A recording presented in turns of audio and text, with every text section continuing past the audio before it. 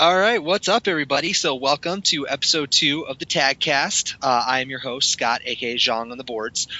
So we did the capos last time, and I made a little snide remark about how we weren't going to get to Mishimas right off the bat, but they're pretty much universally accepted as the best characters of the game, so we might as well get to them sooner rather than later. So for this episode, we're going to be taking a look at DJ, and for my guest this episode, he is actually not a newcomer to the podcast. He did one of our earlier episodes with us back when I had Jana Kazama on as a co-host for the T6 podcast. And I know a lot of people really enjoyed that podcast. It was for Julia.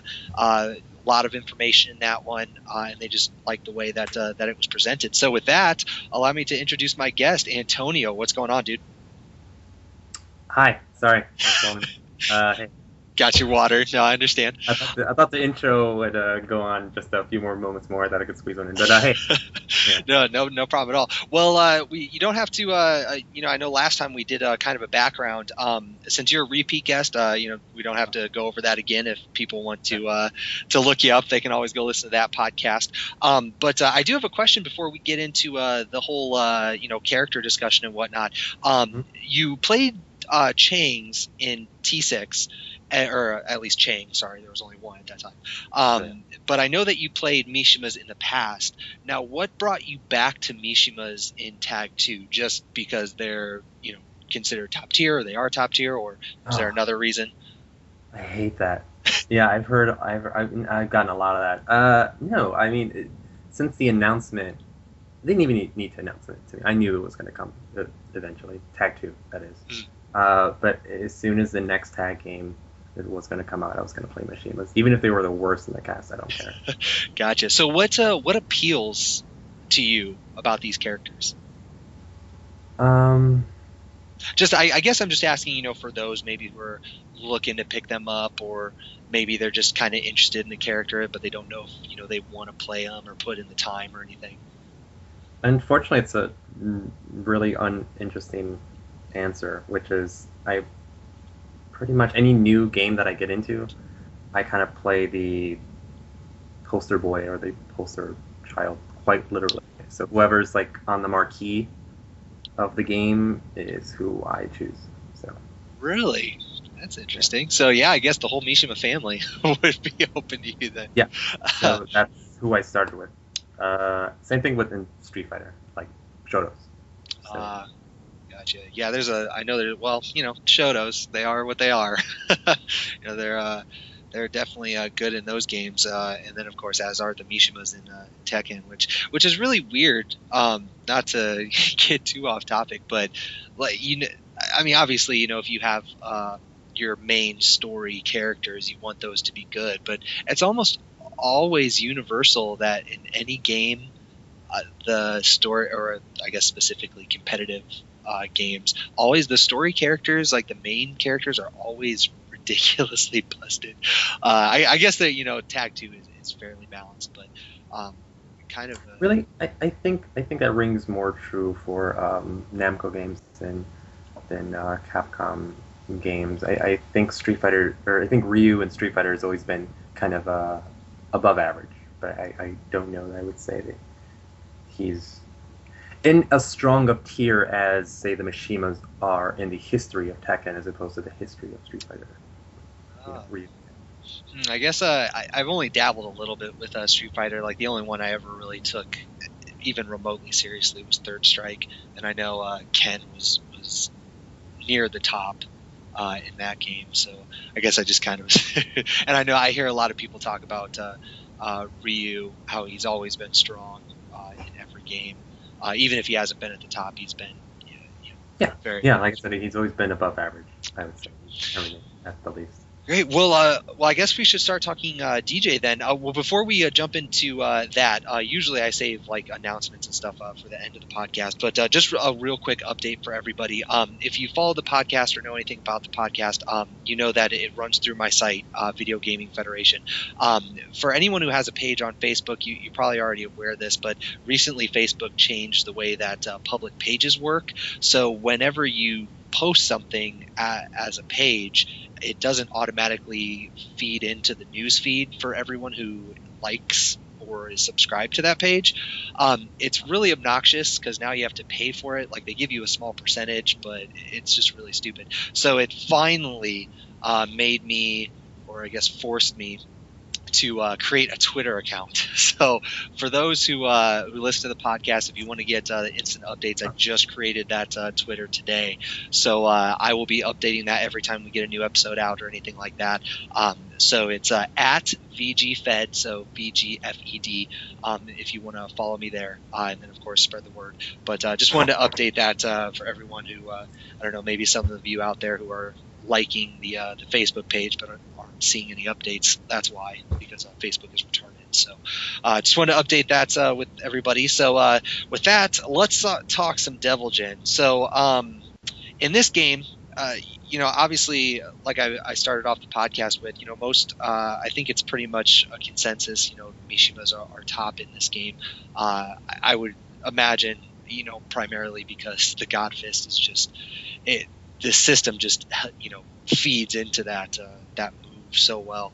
But Right. one thing I wanted to ask you off right off the bat is the new stuff that Devil Jin has when compared to T6. The only thing that I know of that's new that I've seen at all is the forward 3+4, and I know that I'm not sure what the frames are on it, but I know that a lot of people use that as wall carry, which really helps out his wall carry game a bunch.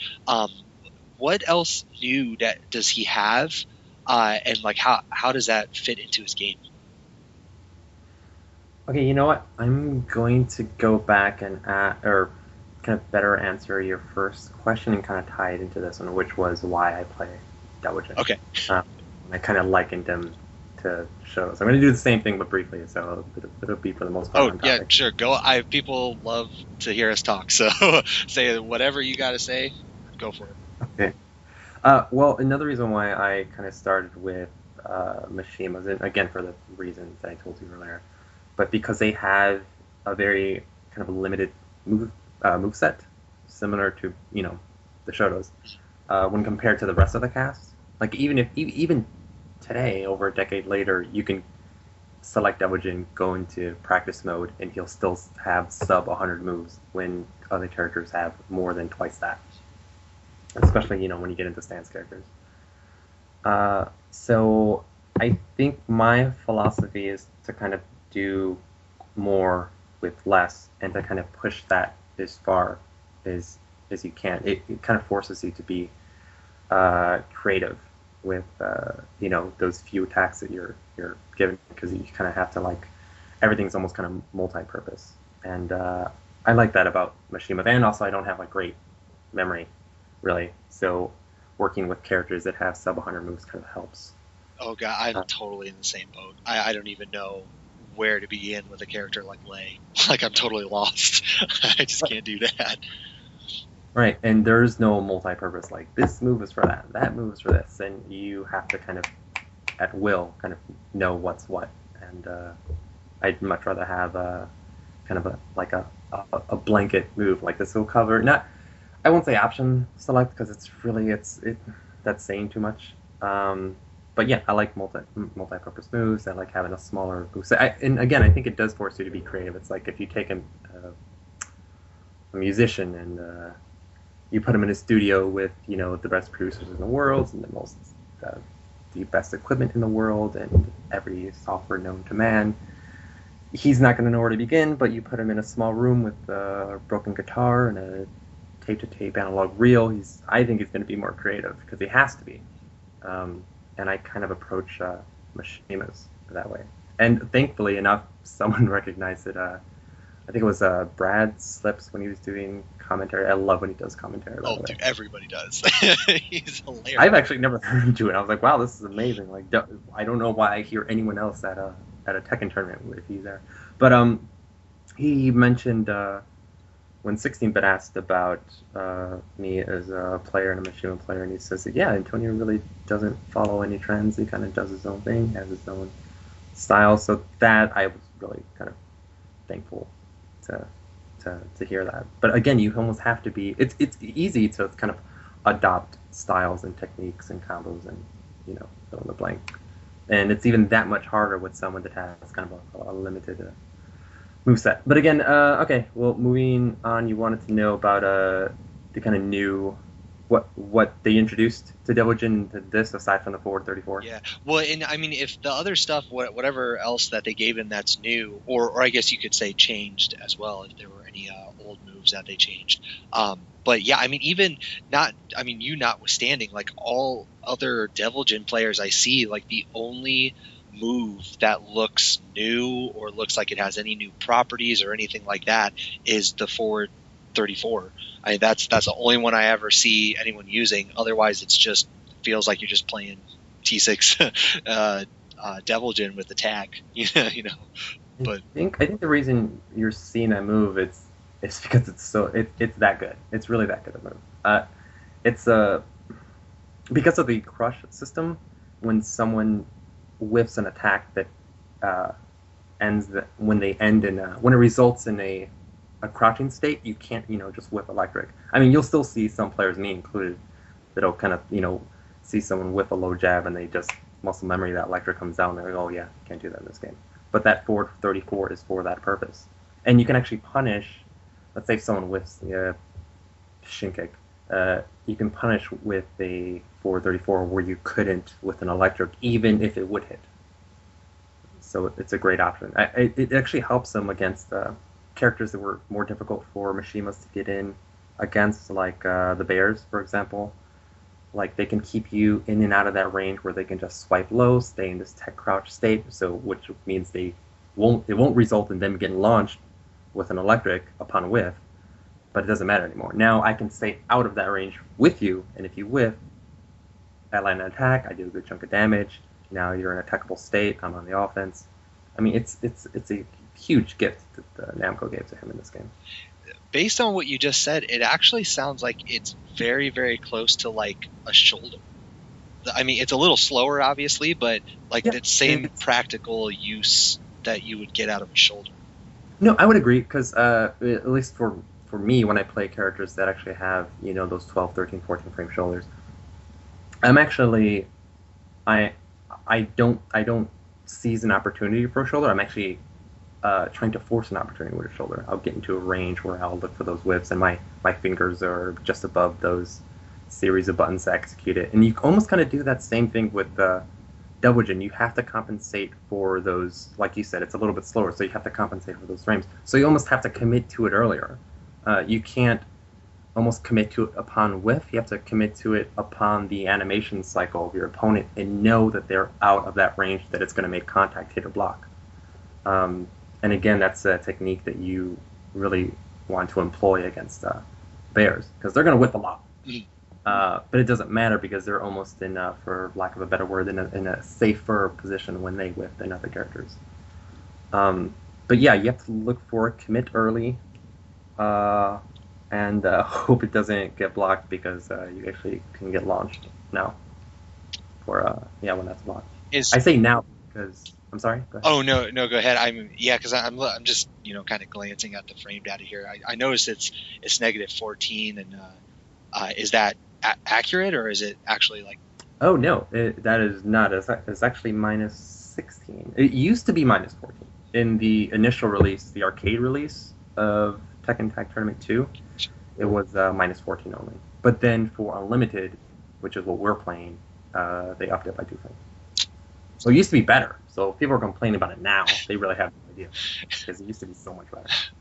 Yeah, it's a little slower, but I'll take the trade. I'm kind of a risky player, so I mean, minus 16. I mean, I'll do it against players, and another thing about that move, and kind of you can liken this to pretty much every character in the cast.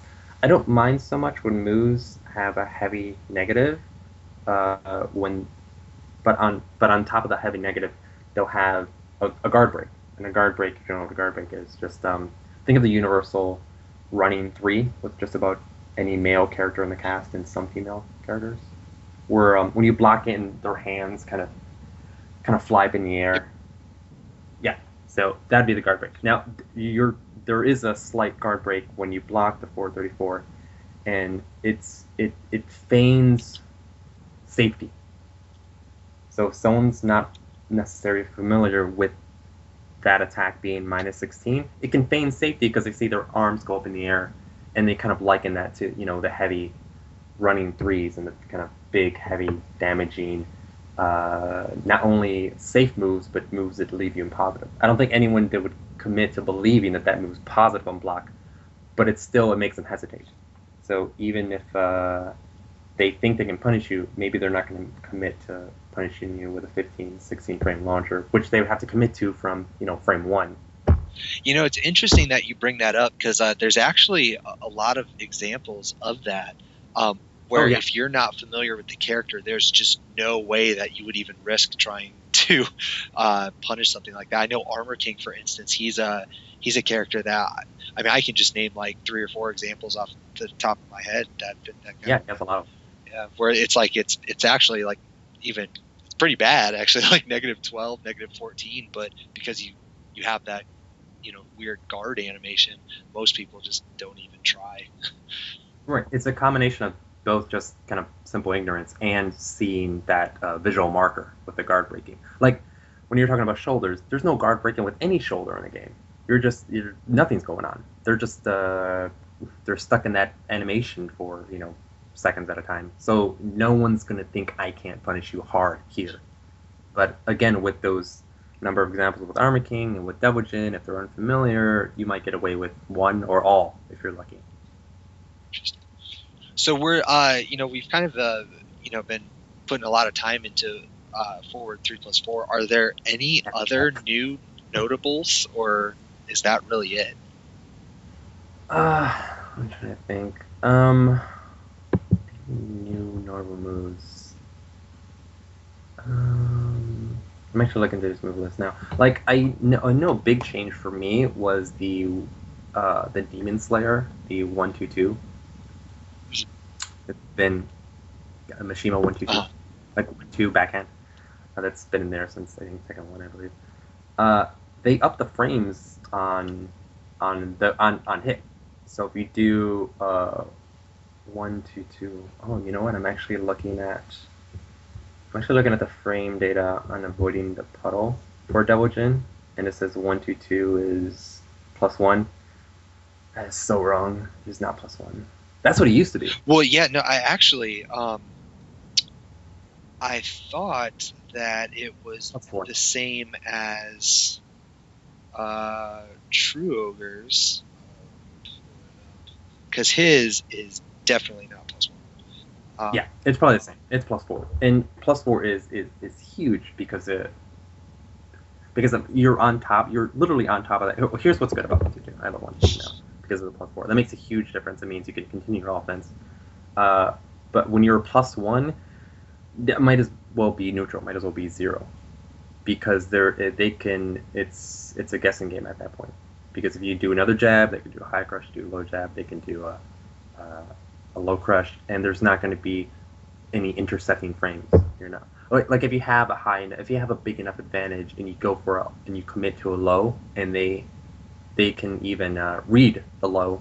Even on reaction, they can try to like hop kick you, for example, and they'll just get that hop kick. That shin kick will eat that hop kick in the earlier frames because they don't reach those airborne frames quickly enough. But like if you have a good read on your opponent, you know what they're going to do, then it's going to be free. It's your choice to do whatever you want when you're +1. But +4, you don't have those same options. I'll actually intercept those frames if you try to.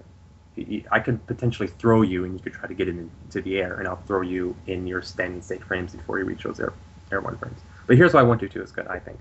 I believe Devil Jin is the only Mishima that can hit confirm the final 2 off of the 1-2. You can actually delay it. So you can just fish out the 1-2, and if it connects, you can simply hit 2, and you're +4. You did a ton of damage. They're in your face. You're in their face, rather. And you can't do that with Heihachi. You can do that with Kazuya. Only Devil Jin. Wow, I did not know he could delay that. That's... You can heavily delay. Yeah, it super. I was like, whoa. And it's a good chunk of damage. And I don't think it's the Mishimas, but pretty much every character they kind of pumped up the damage on just about every kind of standing normal attack. Pretty much the only thing they didn't change the damage of were, I think, throws, but everything else they've changed. So moves like that hurt a lot. I mean, a 3-hit standing Link that's unskilled because it's not, an airborne combo. It hurts and adds up. And again, if I 1-2, it'll beat any standing attack in the game. You do anything after that 2 hits. The 1-2 is going to hit, and then I can hit him from that, and then I reset you. And that's and also, I was going to say that's actually like especially important in this game because so many people are reliant on random hop kicks or random crushes. And granted, I mean they're really good in this game; they're really worth it. But like if you have that knowledge where you know that they're just going to try to hop kick you, and you have that, I guess what's the best word for it? Like that situational awareness, I guess would probably be the best way to put it. Like that's a huge advantage when you're in the heat of the moment because there's so many people who are just mashing up forward or whatever. And if I commit, like if I land a 1-2-2 and I commit to another 1-2, which is not a big commitment at all, that's essentially because I'm +4. That initial jab is really coming out at frame 6, so there's nothing you're going to beat it with. Even if I give up a few frames, just to kind of feign defense, like maybe I'm not going to stay on the offense with my advantage, you're still going to have frames. So it's a great option. Even if they tag, actually, if they tag out of it, if they tag out of the hit stun, if you thought maybe a 1-2-2 would kill him because it does a good chunk of damage at like 34, 35 points, and they try to tag after that, that follow-up 1-2 will actually catch them running. I've actually hit someone with that 3 times in a row as they attempted to tag 2 times after the initial 1-2-2. Wow. So it's really great. Well, but again, it's because of that +4. If it was +1, they'd be on their way out.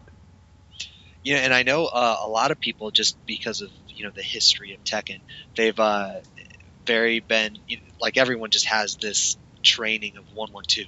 Like you're playing a Mishima, that's your go-to 10-frame punish 1-1-2. No, 1-1-2-2 is it supersedes. Yeah, no, no, I completely agree, and that's why I mentioned it because you see so many people doing 1-1-2, and I think a lot of people do it because the crouch dash game is so strong, so getting that knockdown helps you with your your pressure. But with 1-2-2, it actually does more damage, and if for whatever reason, let's say you like to commit to it, or you're just really bad at hit confirming, whatever, 1-1-2 is launch punishable.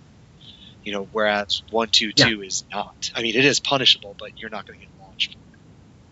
And also his 2-2, which I would say is a punish because I don't think anyone would use the 2-2, which is a standing neutral right jab to back fists.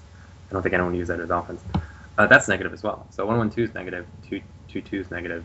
And yeah, 1-2-2 is negative, but again, you have so much time to hit confirm that you never ever have to commit to that last hit if the first 2 don't connect.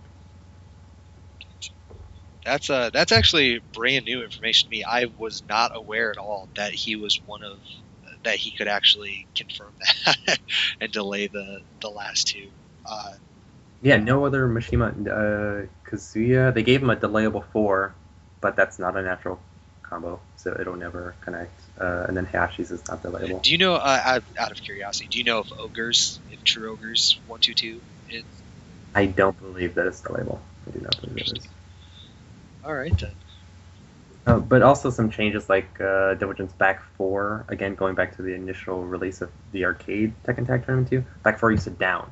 So if anyone has Prologue at home, you can go ahead and connect Back 4, and it'll always down. Whether they're standing, whether they're crouching, it'll down. It'll make them flip over. But they changed that for Unlimited, which is what we're playing, and now it's, I believe, only like +4 or +5, maybe. It doesn't down. That's a huge loss. So they actually weakened him from Tekken Tag, the initial release of Tekken Tag Tournament. And he's still busted. A character is good when he gets nerfs and he's still up there. Yeah, I felt that. I'm trying to think what else did they change. They didn't do anything. Oh, the scraper, the laser scraper, back 4-2, 1, down 2, or down 4-2. That actually launches now. And that hasn't launched since Tekken 5? Tekken 5, I believe. So it's been a while. You know, the Yeah. last hit, Yep. right? Yeah, the Scraper. old Is that it? school scraper and the bane of everyone's existence in T4 because of the just frame version. I think the last time it sorta. No, I didn't do that. I'm trying to think. They made it. Yeah, Tekken 6. It never down. It never would knock them. Okay, so I do have a question on the topic of laser scraper because I've actually been meaning to ask a Devil Jin player this at some point. I just keep forgetting because it's not really all that important. But back for the first 2 hits of well, I guess the entire string. I see people throwing that out actually a lot more often than I would expect it to be thrown out. And the first 2 hits, I get using that. You know, it's a natural combo. I'm not 100% sure if it's punishable or not, but just the fact that there's a 3rd hit kind of makes you think twice about even doing anything. But I noticed that most people are aware that you can sidestep after. I actually think you can sidestep after you block the first one, even if he continues on. But most people, even if they don't do that, they still sidestep once they block the 2nd hit. But yet I see a lot of people finishing it. Is there a reason for that? Because like that's free launch, so I'm just like confused every time I see it. It is. I mean, whether they do commit to cannon or scraper, it is a free launch. I think it goes back partially. Well, I'll elaborate more, but the easy answer is just unfamiliarity. Like going back to, someone seeing the guard crushes of moves, or being unfamiliar with the frames of guard breaking moves. Excuse me. But because I played actually top players that just kind of stand there. That actually don't attempt to sidestep that at all. But I'm trying to think. You know what? It might be kind of players that have played since the original introduction of Jin, and here's why I say that. Because there's a few examples. I don't know that Devil Jin still operates this way. Have you ever heard of the term auto sidestep? Like, I guess auto sidestep. Have you ever heard of that? Where it will sidestep if you do it, but if you can't, you'll just sit there. Is that what you're talking about?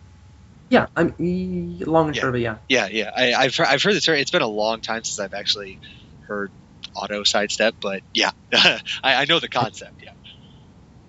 Yeah, because I don't even believe you have to. I think move in. I'm talking about defensive auto sidestep. I believe like Lei has them, and by Lei I mean against Lei. Like when you block a Razor Rush, you can actually auto sidestep each individual punch of the Razor Rush in either direction. When you block 2, and they introduced that. They don't really tell anybody, which is weird, but they introduced it for moves that are kind of either offensive attacks that leave them at positive or next to neutral. They give you those auto sidesteps to make it fair. Like Jack's 2-1. Familiar with Jack's 2-1, right? When they introduced the 2-1, they actually introduced an auto sidestep because the frames on that was kind of fuzzy. Like sometimes you block it and Jack would be at 0, or you block it, sometimes Jack would be at +1, or sometimes you block it and Jack would be at -1. I don't know. That's just the way it worked. So you sometimes you think you could go on the offensive and you just get counter hit. So to balance that, they introduced an auto sidestep after the 2nd hit. So as soon as you block the 2nd hit, you just press down. You don't even have to go to neutral, I don't believe, and it'll just sidestep for you. And what it kind of does is kind of nullifies it. It's more of a stalemate when you think about it. I mean, you might be at the advantage. You're certainly not the disadvantage, which you could potentially be if you just held back. So they have an auto sidestep for Jack's 2-1. They have an auto sidestep for, I believe, every single punch of the Razor Rush, and there's an auto sidestep for the 2nd hit of Jin's laser scraper. It's actually a true sidestep. I mean, you think of a move where you can sidestep out of block stun. Like, that's impossible in the game of Tekken, unless they incorporated auto sidestep. Laser scraper, laser cannon, that is one of those moves. There's a number of moves throughout the cast. I can't think of them now. Where am I going with this? Okay, so when they introduced Jin in Tekken 3 and in Tekken 3 and Tekken Tag, auto sidestep is universal. So everyone has it in the cast. Everyone can use the auto sidestep. But some characters put themselves into danger when they auto sidestep. Like if you played against the Devil, a devil player in Tekken Tag, you can do laser scrapers or laser cannons, laser scrapers all day. If they ever committed to auto sidestep, you'd actually hit them before they're able to block, and they can't get out of range of the last limb of the laser scraper or the laser cannon. So either they get hit on counter hit, or they get launched. And there was basically half the cast could do it and half the cast couldn't. And you really have to go in and kind of field test it on whether your character was one of those or not. So to answer your question, I think there's some players, because there's some old players that I used to play back in the day against players that used to play Tekken Tag, and they still don't auto step Jin's laser cannon because they're scared. They're in their head. They think of 1999 when I sidestep I get hit.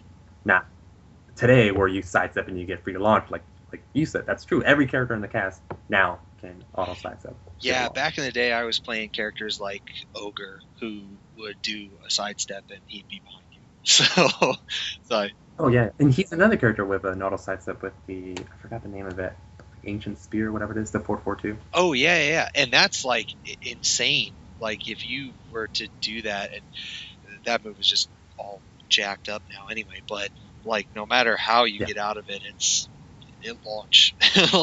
like he's just totally at a disadvantage. But a lot of people don't know about it. So I think everybody who's escaped that was around during the first tag, and they're just used to it. They're like, oh, there it is, get out here, launch. But yeah, and actually you can back that as well, so you can left side step. Well, and they changed it even more, because now even on hit you can still back out of it, which is really interesting done. But it is what it is. So, but yeah, I don't think there's any reason. Well, here's a one time you should, as a Devil Jin player, exploit the laser cannon, laser scraper, is when you and your opponent are parallel to a wall. So when there's a wall to Jin's left, you can throw out laser cannon all day, and all you're going to do is push them into literally a corner, because there's already a wall to the left of you. There's no auto sidestep left. And even if, there maybe I'm wrong about it, maybe there might be, but it doesn't matter. They're gonna sidestep right into the limb. So there's nothing they can do about that. And that works in every game where there's a Jin with the laser cannon. You cannot sidestep the other way, you will get hit. But unless there's that wall that's parallel to you, or I guess parallel to your characters, it's not. There's no reason to commit to a third hit. I don't even think there's a reason to commit to the second hit, because they changed the way the stun works for that move since Tekken. I think Tekken 6. I think Tekken 6 is when they changed it. Because I don't know if you know, but when they first introduced the laser cannon scraper, if the first hit connected on a counter hit, it's stun, obviously. But if you slid the buttons, because the notation for the laser cannon is backboard 2-1-2. So if you slid 2-1, and by sliding I mean there's no hesitation, you go right to left in that attack. The second hit prolongs the stun. So if I hit you with the first one, it stuns you, and then I hit you with the second one, I get the damage of the second one, and you're still in the stun, and you still have to break that stun. Now, it'll make sense in a second. Now, what they changed was, now if I slide, backboard 2-1, and the first one connects on counter hit, the second one will always connect. But now you're out of the stun, because I committed to the 1. Before I could commit to the 1, you're still stunned. Now, if I commit to the stun in this game, you're never stunned. And the reason that's bad is because if you just commit to 1, now it's up to them to break it. If you commit to 2, you broke it for them. Whether they held forward, whether they held back, it doesn't matter. They're out of the stun. And I think that's really important for Devil Jin players to understand now. So there's never reason to do 3 unless you're near a wall, and there's never reason to do 2 almost ever. Because both are negative on block. Even if you do the first one, if you just do back forward 2, it's negative on block. And if you do back forward 2 or 2-1, you're negative on block, and they have access to an auto sidestep. I'm curious if maybe that's why people are continuing it, because maybe they think they'll get punished. I don't know. The first, if you hit just the back forward 2 on counter hit, back in Tekken Tag, you could get electric off of that. It was like a collapsible stun. Can you get anything off it? It doesn't look like it gives you like an actual Stun. Yeah, I think you got it backwards. Well, maybe because you're familiar, but you have, I don't know, close to like 20 frames of standing state now, maybe 21, 22 frames of standing state, which is to say it's huge. And by standing state, I mean you could launch them for a full combo in this game. But in Tekken, the original Tekken tag, you had maybe 14 frames, 15 frames tops of standing state. So if you attempted to launch with an electric, if you hit them on the 16th frame or 16 frames later after you recovered from the initial hit of the laser cannon, you're not going to launch in Tekken Tag 1. Now you can hit on the 20th frame. You can do a slow crouch dash rising uppercut in this game and still potentially launch them in standing state. Couldn't do that before. So again, if you need any more incentive to not commit to the second or third hit of the cannon. So you should either be doing 3 or doing 1. Now the only scenario, and it pays off in this game, the only scenario I could think of where you would commit to the second hit is when you delay it. But there's never a reason to just kind of boom boom, just slide from 2 to 1. The reason being is because that last hit of the scraper launches now. So you can do the first, you can just fish for a counter hit, back for 2. Okay, let's say you fish for a counter hit, didn't get it, they blocked it. And the interval between the 2 and the 1, you want to commit as late as acceptable to execute the second hit of the laser cannon. And if they stick out a jab, they stick out a low jab, you catch them on the counter hit, you commit to down 2 after that, you did a 2-hit standing state, unscaled launcher that's taggable. So that's pretty big in this game. And it's natural on counter. They can't break it. Interesting. Sorry, I have a. If you hear me like mashing on my buttons here, I actually have it in front of me. So with stuff as we talk. Sure. But, interesting. So, well, yeah, I guess that pretty much answers my question about. Yeah, I'm sorry if I'm going too long about one move. Like I could probably do that for every move. So oh no, definitely. That's cool. That I would, like I said, like I see it way more often than I think that I rightfully should. So it's good to know, the properties of that move and why. I don't know why potentially someone might do it. So okay, well, I'll just tell you what to do against it. If they do the first hit of the laser cannon scraper, and you block it, know that you can punish them with the jab punish. But what I would do is wait for. Because actually, the window to delay the first and second hit of the scraper and cannon is smaller than it's ever been since Jin's been in existence. They've actually shortened the window. So he can't delay. He can't commit to the second hit of the delayed second hit as much as could before. So know that if you're hesitating on punishing that back 4-2-1, know that he's not going to commit to the second one, then launch you a third one, because that window ends shortly. So as long as you're kind of wary of that, you'll be fine. And yeah, just punish it when you can. And always auto sidestep, because again, every character in the cast can launch him, with the exception of maybe True Ogre. If there's anyone that's going to still get in the way, I'm guessing it's behind. All right, well, that I think we can probably put that move to bed now. One thing, actually, you know what? A better way to transition this. I guess, since we've kind of been bouncing around a little bit from topic to topic, let's kind of start at the beginning, and then we can kind of build off of that. I guess mostly from the eyes or the perspective of newer players who are either trying to pick this character up, or they just want to know, why is this character so good, or why is he considered so good?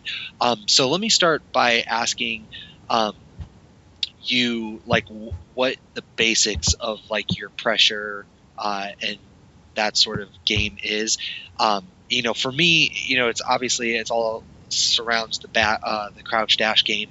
And all of that, but I just kind of want to hear your opinion about it. It's like, what aside from that, or what else do you incorporate into the crouch dash game that you think makes him so effective?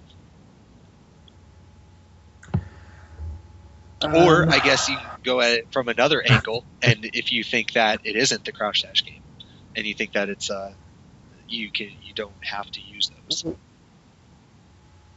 Well, I'd have no business playing Devil if I didn't. At the saying that it is a huge part of his game. It is. I don't think like if I was trying to teach Devil to someone, I don't know that I would to jump into the cross dash that quickly. That's more like a 200-300 level class, you know. Before you start talking about that. Hmm. Okay, well, going back to Devil Jin, saying that he's he has a limited moveset, but he has a great foundation. He has like really solid uh, mid attacks that when you commit to, they're not heavy negative. He now, fortunately, has good low attacks. He has a good sidestep, a great backdash. He has good throws that leave great positioning when they land, and often neutral when broken. I also like a lot of the change and a lot of his other attacks. Because going back to like the changes they made to him, like moves that really weren't that useful, you can actually apply now. Like Devojin's forward 4-3, which is this kind of looping mid kick to this jumping hop kick, and then he could transition into flying stance and then bound you from that. Now the reason it wasn't that great before is well, it was unsafe then. It's still unsafe now. But now it used to stun in Tekken 6, and now it actually launches. So you actually get two really high damaging attacks. And I say high damaging because the first one isn't that high damaging on its own, but the only reason you're going to even see that second one connect is if you land that first one on counter hit. And also they pump up the damage. And the reason why that move is good is because it's kind of a generic, it's kind of a poor man's homing attack because it tracks, and it executes on frame 15, which I believe is 3 frames faster than his fasting homing attack. So yeah, that's applicable now. His down back 2 yields a greater advantage than it did now. I believe it's like +5 on hit. It's not launch punishable when blocked. His down forward 1 is a great tool. It's the first hit of the Twin Lancer. The reason why it's so good is because it's as fast as, I believe it's as fast as mid of his entire moveset, which executes at 13 frames. It yields, I think it's maybe 5 frames. It's a lot. And another great advantage to down forward 1 is if you connect it on a crouching opponent, it leaves them in crouch. So you kind of cut off their options. If they're going to commit to an attack now, it's going to be a from crouch attack, which is fine because you have moves that'll counter hit and stop anything they do when you're coming from +5. Again, it's first the laser cannon's really great. Now, when you say not to back up too much, but when you were talking about forward 4-3, and you mentioned homing moves, when you say homing moves, you mean like moves that are classified as hitting, like 360. Correct. And I say this is a poor man's because it technically doesn't home. It does home. It both home and tracks. Believe it or not, 4-4. At least, yeah. It homes and tracks. Because a move that tracks isn't necessarily a homing move, but a move that homes does always tracks. Well, I know, now especially, I'm pretty sure that Godfist actually falls into that category where it tracks, but it's not a homing move. Right. Yeah, a homing move is when you actually see them kind of shift toward in the direction of that character. That forward 4 actually does. You'll see him shift. He'll actually face the opponent when they're in movement. But yeah, I believe his fastest homing rate, I believe, is like 18 or 19 frames, and again, the 4-4 is 15 frames. So if you want something to kind of keep him checked, maybe you do a jab that's blocked and you're scared they're going to move after that, and there's a lot of players that do that out of attacks that are then blocked and have kind of minimal disadvantage. A 4-4 just kind of keep him in check. And you're not committing to, his other homing moves, which are high, which can be ducked and launched, or that are unsafe and blocked, like his forward 12. So it's a nice option to have. But yeah, he has, down back 2 is really great. Back 4 is really great. First hit of laser cannon. Up forward 4, forward 3, forward 4, down forward 1, standing jab.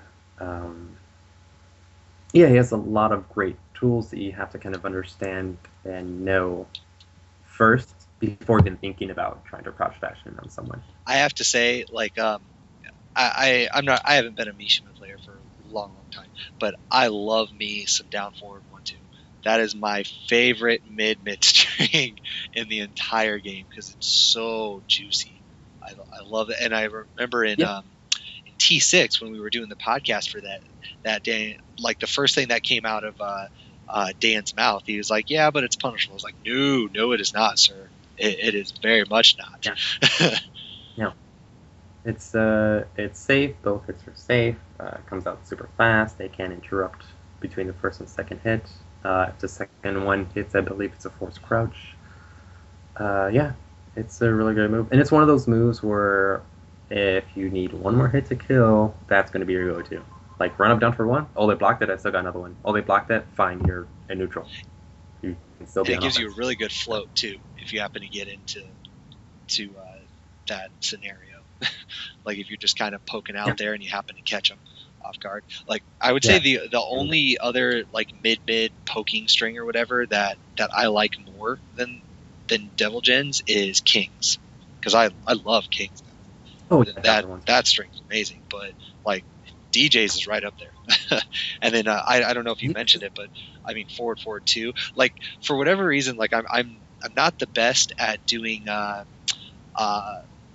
what I guess you could say like those clutch electrics, like where you just stop on a dime and boom, it comes out. But I can do a smooth like crouch dash or wave dash, and then do mid pokes and stuff out of it. So like doing that and having a safe option like down forward 1-2 or doing forward 2 out of crouch dash is. I mean, I play like the simplest Devil Gen that you could possibly play, but I love those kinds of moves where it's just safe, mid. You know, the crouch dash itself should rotate you towards them, so you shouldn't have a big tracking problem. But no, yeah, you're right. Like I didn't mention that. And 4-4-2 is another one of those great attacks, and it's actually one of those attacks that kind of forces a very specific spacing. So even if you want to kind of get away from opponent, and you're asking, why would you want to get away from opponent? Like if you're at the wall, like if I do a Demon Paw and you block it, now I'm in a safe range where because you're going to be on defense, clearly, if you're doing a mid attack that's wall splats. If you do that, they block it, you're safe, they're safe, and it's better than a stalemate because their back is still against the wall, and it's a great option. It's a move that's fast enough that might catch them. If they are ducking, that they won't catch quickly enough that they'll come back up to active stand guard. And I would actually add to that that it's actually very much to the benefit of Devil Gen in the sense that the momentum kind of shifts, because even though it's negative, I think it's like negative 10 or 11 or something like that. I mean, it's not punishable, but it's negative, and it kind of puts, especially if you're not used to playing against Mishimas, it can kind of lull you into this false sense of security where you're like, oh, okay, even though he pushed me away, he's negative. Now I can kind of get up in his face. But you can't. Like with electrics, you can't take that chance because he's just gonna own you as soon as you move. So it's just like you said, it's a stalemate. You have to go back to the spacing game. You can't use those frames to your advantage. And it's one of those. You're right. That's a perfect way to put it, because it's one of those moves where. It's okay, yeah, it's negative. I believe it's negative 11. But what people often do with moves that result in that specific spacing is they give up those frames. And here's how they give up those frames: is they try to close the distance. They attempt to close the distance and then start the offense. So let's say they were going for a 12 frame mid, but that 12 frame mid's going to be more like a 20 frame mid because they have to advance first. And it depends on how quickly they advance out of neutral. Neutral being when they actually regain control of their character. Another great example is like Jack's 4-4-1, right? Everyone knows 4-4-1, and it results in both of you at kind of spacing one another out. Now, is Jack negative at that move? Yeah, he's negative. Can you attack him before he attacks you? Yeah, but you're actually going to try to get into his face first. This is what you don't want to do. Because Jack will stop you, because you're giving up those frames, so he's negative. So he doesn't care if you block it or if it hits, and it's actually the same philosophy with Devil Gen. And again, with the electric, I mean, that you don't want to run into those, and you will if you're going to close that gap. What you actually want to do if you're playing against that Devil Gen player that knows that you're going to try to come and get in his face, and they're just going to try to electric you back. It's actually attack from that range. Whatever range it leaves you at, just mash your attack in that range. Same thing against Jack. Don't close the distance, just commit to your attack. If you know that player is gonna stuff you because they think you're going to give up your frames in essence by trying to close in that gap, attack from where you're standing. It'll work because they're attacking at the same time you are, and they're actually attacking later, because again they are negative. They're not positive. That's one thing. Not to go too general with it, but one thing that I notice a lot about this game more than other Tekkens, it seems like this game heavily favors the person most willing to commit. Like, no, it doesn't. I mean, obviously, if you're just throwing out, launch special moves, you're going to get owned for it. But like a lot of times, if you like, it's a kind of hard to explain, but like in past Tekkens, you had the spacing game. Even if you moved around a little bit off that negative, you can kind of visually see like what they're about to do, or what you think they're going to do. But in this game, like as soon as you're put in a situation, you commit to whatever, and you just keep committing to attacks. And this game seems to, like, I don't know, heavily reward that kind of play style. Like I said, it's kind of hard to explain, but like that sort of situation, you don't have to necessarily do something that's insanely punishable, like let's say law back to or something to just get in real quick. But it seems like I don't know, maybe you have a different opinion on that, but just something that's no, I think I know what you're saying, and I would agree. There's a simple reason I'd say, and it's just 2 life bars. You could just take more risks. You have a certain comfort knowing that you have an entire health bar sitting and waiting. As long as you can get in and out, you're fine. So where you wouldn't commit to something, you would here, because you can take those risks. So it's like just having twice the health. So I mean, if you had twice the health, you're going to do those unsafe, or you're more likely to commit to those unsafe moves.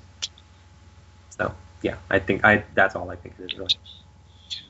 All right, listen, man, I had another question too, and I completely fucking forgot what it was. No, that's it. Yeah, I actually had it before I started talking, and I lost it. Well, I guess continue if you had more to add. Well, I think now's a good time, Vinny, since we're quite a bit in, and I haven't even mentioned Crouch Dash. Yeah, ask me anything about Crouch Dash, and I'll try to quickly answer. Well, I mean, from a new player's perspective, I mean, if you're an older player listening to this, I mean, you've seen Crouch Dash, you've seen Wave Dash, you know what they can do, you know that if you Crouch Dash cancel, you have all these options, so it's scary. And of course, whenever, even if you're talking about other characters, most of the time, if you're talking about or if you're talking with a player who's played multiple Tekkens, if you talk about lows, or you're trying to put like a character's low game on a number scale, 0 to 10, 10 being good. A lot of people are like, oh, well, they don't have a hell sweep. Like how many times have you heard that? It's like, oh, well, that character's good, but they don't have a hell sweep. Well, I mean, that's, so I guess with that, to kind of go where I'm going with that, I mean, that's, let me ask you like that, like, if you're a new player, what should you be paying attention to when you're doing those crouch dashes? Like, because obviously, electric. So this is a person attempting to pick up Devilish, you're saying. Like, what would you advise? Like, where would you start? Because I mean, obviously, crouch dash canceling, where you can cancel into a while rising attack, that's where your mid launcher is going to come from. But like where that's kind of an advanced technique. The timing on that takes a little bit to get down. But what would you advise, like somebody who's picking them up? They're practicing these crouch dashes, but a lot of people kind of get sucked up into the technique of it at first. Right. They're so focused on getting their execution down that they're not really playing a good Yomi game. So I mean, where would you start? What would you advise? That is such an easier question if there's like video. Like I could easily watch like it's one of those things where I could watch like 2 rounds of someone playing a machine. I'm like, okay, this is what they should have done. This is what they should be doing. They can throw that away. But I will start with. Hopefully, it just doesn't discourage anyone. But I've always said if you can't do an electric 8 out of 10 times, then I really don't think you should be playing that character. You shouldn't be playing machines. Like you need that to. You have. Your opponent's not going to respect you as a machine player if you can't do that. If they see 3 out of 3 like electric attempts and they come out these slow rising uppercuts where he's dipping in, like he's just going to go in. He'll just lose respect for you completely. So everything you've worked on that you've practiced, it's not going to matter because he's not going to respect you. And you know, I mean, how easy is it for you to lose to someone that doesn't respect you? Oh yeah, no, absolutely. Because it doesn't matter. They're just going to start throwing stuff out. Yeah. Yeah. So if they don't respect you, it's going to be an uphill battle, and it's going to be also an uphill battle for you to gain that respect, to earn that respect from them. Again, because you're going to convince them. You do 3 non-electrics, they're already convinced. Until you streak them, they're not going to think anything of it. Well, not to mention just the regular rising uppercut. That's punishable, and you can actually punish that. So it's a literal 15 frame. Block is +5, normal rising uppercuts -10. It's 15 frames. That's a fourth of a second. That's huge. You can't, No, you go from offense to defense in a quarter of a second. You don't want to be doing that. But yeah, I'd say practice. You need to be able to do electric on command, always. But I think so. Yeah. So first we want to establish dominance and get respect from your opponent. And the reason being is then you can really make use of an offensive crouch dash, because there's so many ways to get it other than just electric, and there's so many more options from your crouch dash than electric can from a wave dash than just electric. Well, I guess okay. Well, let me ask this, or put it this way. For a newer player, the crouch dash, it breaks down if you're just starting. It breaks down pretty simply. Like you have your electric, which most of the time you're going to be using to either stuff somebody or with punish. But then you have your hell sweep, which is your low, and then you have a myriad of mid options. Either 4-4-2 out of crouch dash, or if you happen to have the execution to do the cancel to do a while standing move, so you can do while standing 1-2, while standing 2, whatever. So you have your mid options, or if you want to do the poor man's route, you can always do rising kicks, rising 4-4. Right. But outside of that, like let's say you have somebody who's they're decent at electric. Let's say they're right at the that edge of the 8 out of 10 that you're talking about, and you have your hell sweep. They have they're aware of the mid options. What other stuff is there, or what other stuff can you do out of crouch dash that what's the best way to phrase it, that would actually be I guess we were talking about creative earlier, like something that would be a little off the beaten path, but still extremely effective. Like, because I know, obviously that he has all these moves, but right. Something outside of the basic 3, either pick a mid, do a hell sweep, or god fist. Right. Okay, I'll try to cover this. Try to cover as much as I can, as quickly as I can. Yeah, I mean, he has your staple dragon uppercut. What do people call it? Thunder? TGF. Yeah. That's combo. So forget about that move. So yeah, you have electric and you have spinning demon. But I will advise players that are playing Double Jin low trick to make sure they always land the spinning demon, or as people call it, hell sweep.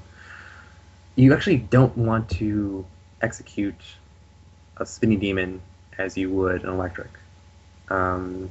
And if you've ever seen players have difficulty with a spinning demon where they don't have difficulty with an electric, the reason being is because when you execute electric, what makes electric an electric is when you hit down for 2. It's not a just frame, but when you hit down forward and 2 on the same frame, right? So that would yield electric, granted that you did the rest of the notation quickly enough. You actually want to slide, but you want to do the opposite when it comes to a spinning demon. You don't want to commit to down forward and 4 on the same frame. You actually want it to be like a frame off. You're going to want to slide it. So always down forward first, then 4. If you do down forward 4, if you do down forward plus 4 on the same frame, you're likely to get a shin kick. Yeah, and you see that. Well, I guess obviously not with higher level players, but I actually, it's interesting that you mentioned that, because I do see like average or low level players get shin kick a lot. It's because you're doing it too fast. If you do it too fast, which sounds counterintuitive because you want to do it as quickly as possible, but electric will allow you to do that, but spinning demon doesn't. So you actually kind of want to be off of rate, which actually does slow down your electric or your spinning demon, unfortunately. But you want to put them in a mental space where they're no longer thinking about your low option. So you kind of nullify that frame. Okay, so going back to what you were asking, here's what I like to do once you establish that you can electric at will. So when they see what you want is your opponent to see the early frames of a single crouch dash and kind of make them go on defensive. Like you don't want them to be just spamming out attacks when you're kind of wave dashing in. Then that's someone that then that's your fault because you haven't yet established respect. Yeah. So always kind of fish, like, how do I explain this? Because you don't want to widely throw electrics. I would never advise that, especially in this game, because they actually have a greater disadvantage on whiff than they do on block. But, all right, well, let's fast forward. Let's say they'll respect you. They'll let you come in. They see a crouch dash, they kind of chill. A great option to do from crouch dash is actually command throws, because they're more difficult to see out of crouch dash than if you were just going to run up. When you run up to someone and you're in throw range, they're thinking throw break. But if you're wave dashing into someone's space, they're not thinking about breaking anything at all. They're too worried about not getting lost.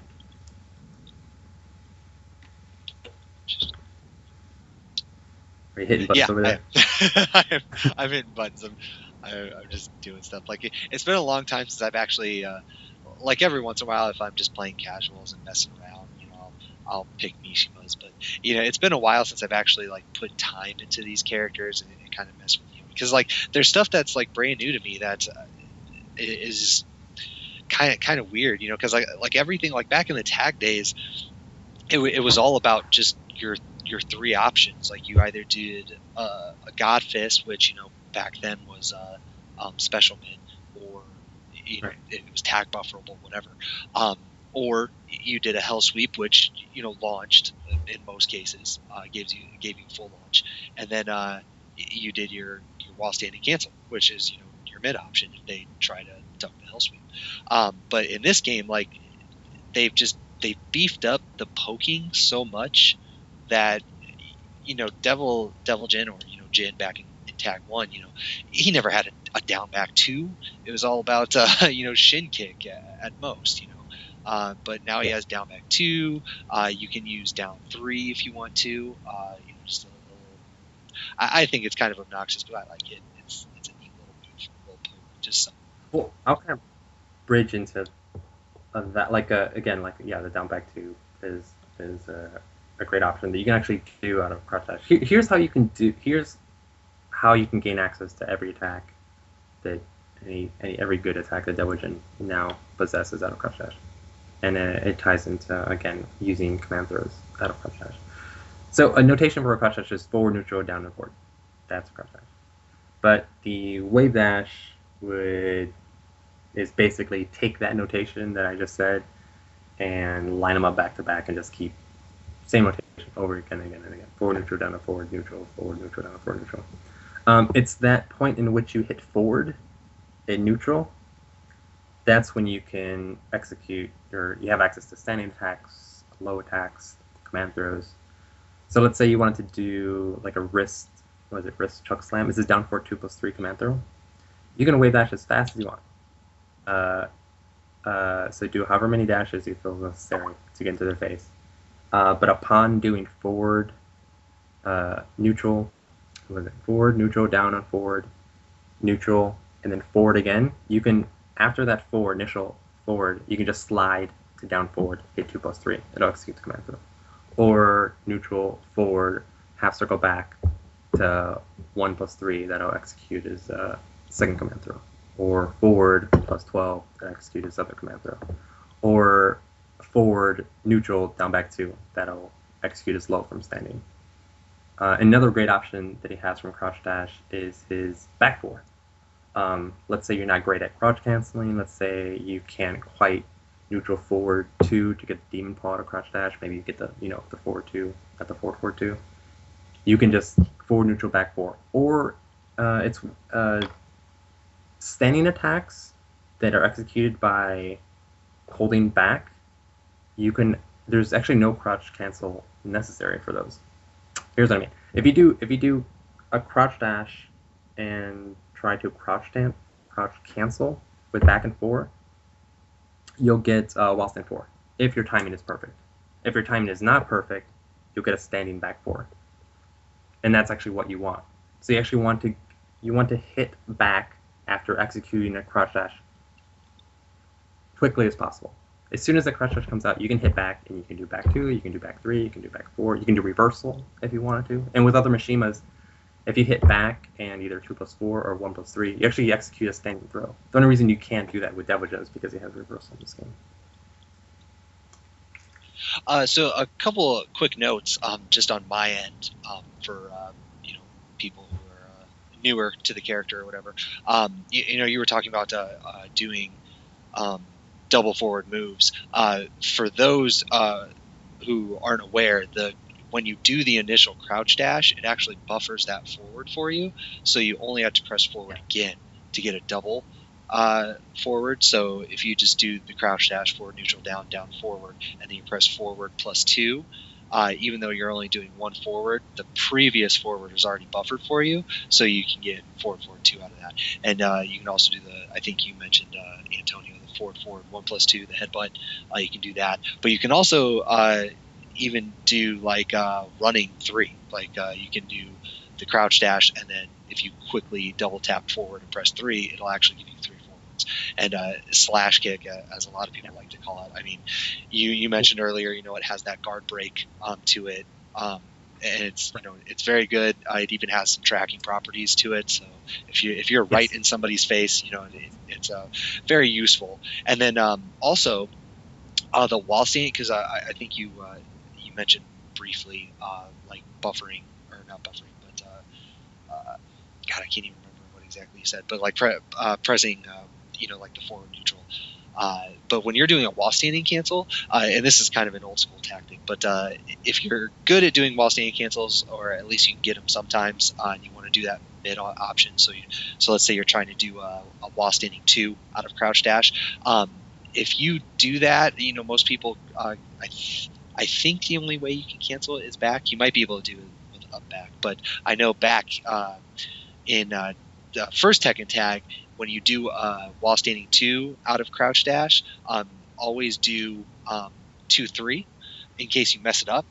And it's just kind of it's not a fail safe completely, but it's kind of a cover for you in case you mess up the timing, and instead of a wall standing 2, you get a back 2. And if you do back 2-3, back 2-3 is a hell of a lot safer than just back 2. So just kind of. It's back 2-4 as well. Back 2-4, 2-1-2. Oh yeah, he has that string. That's right.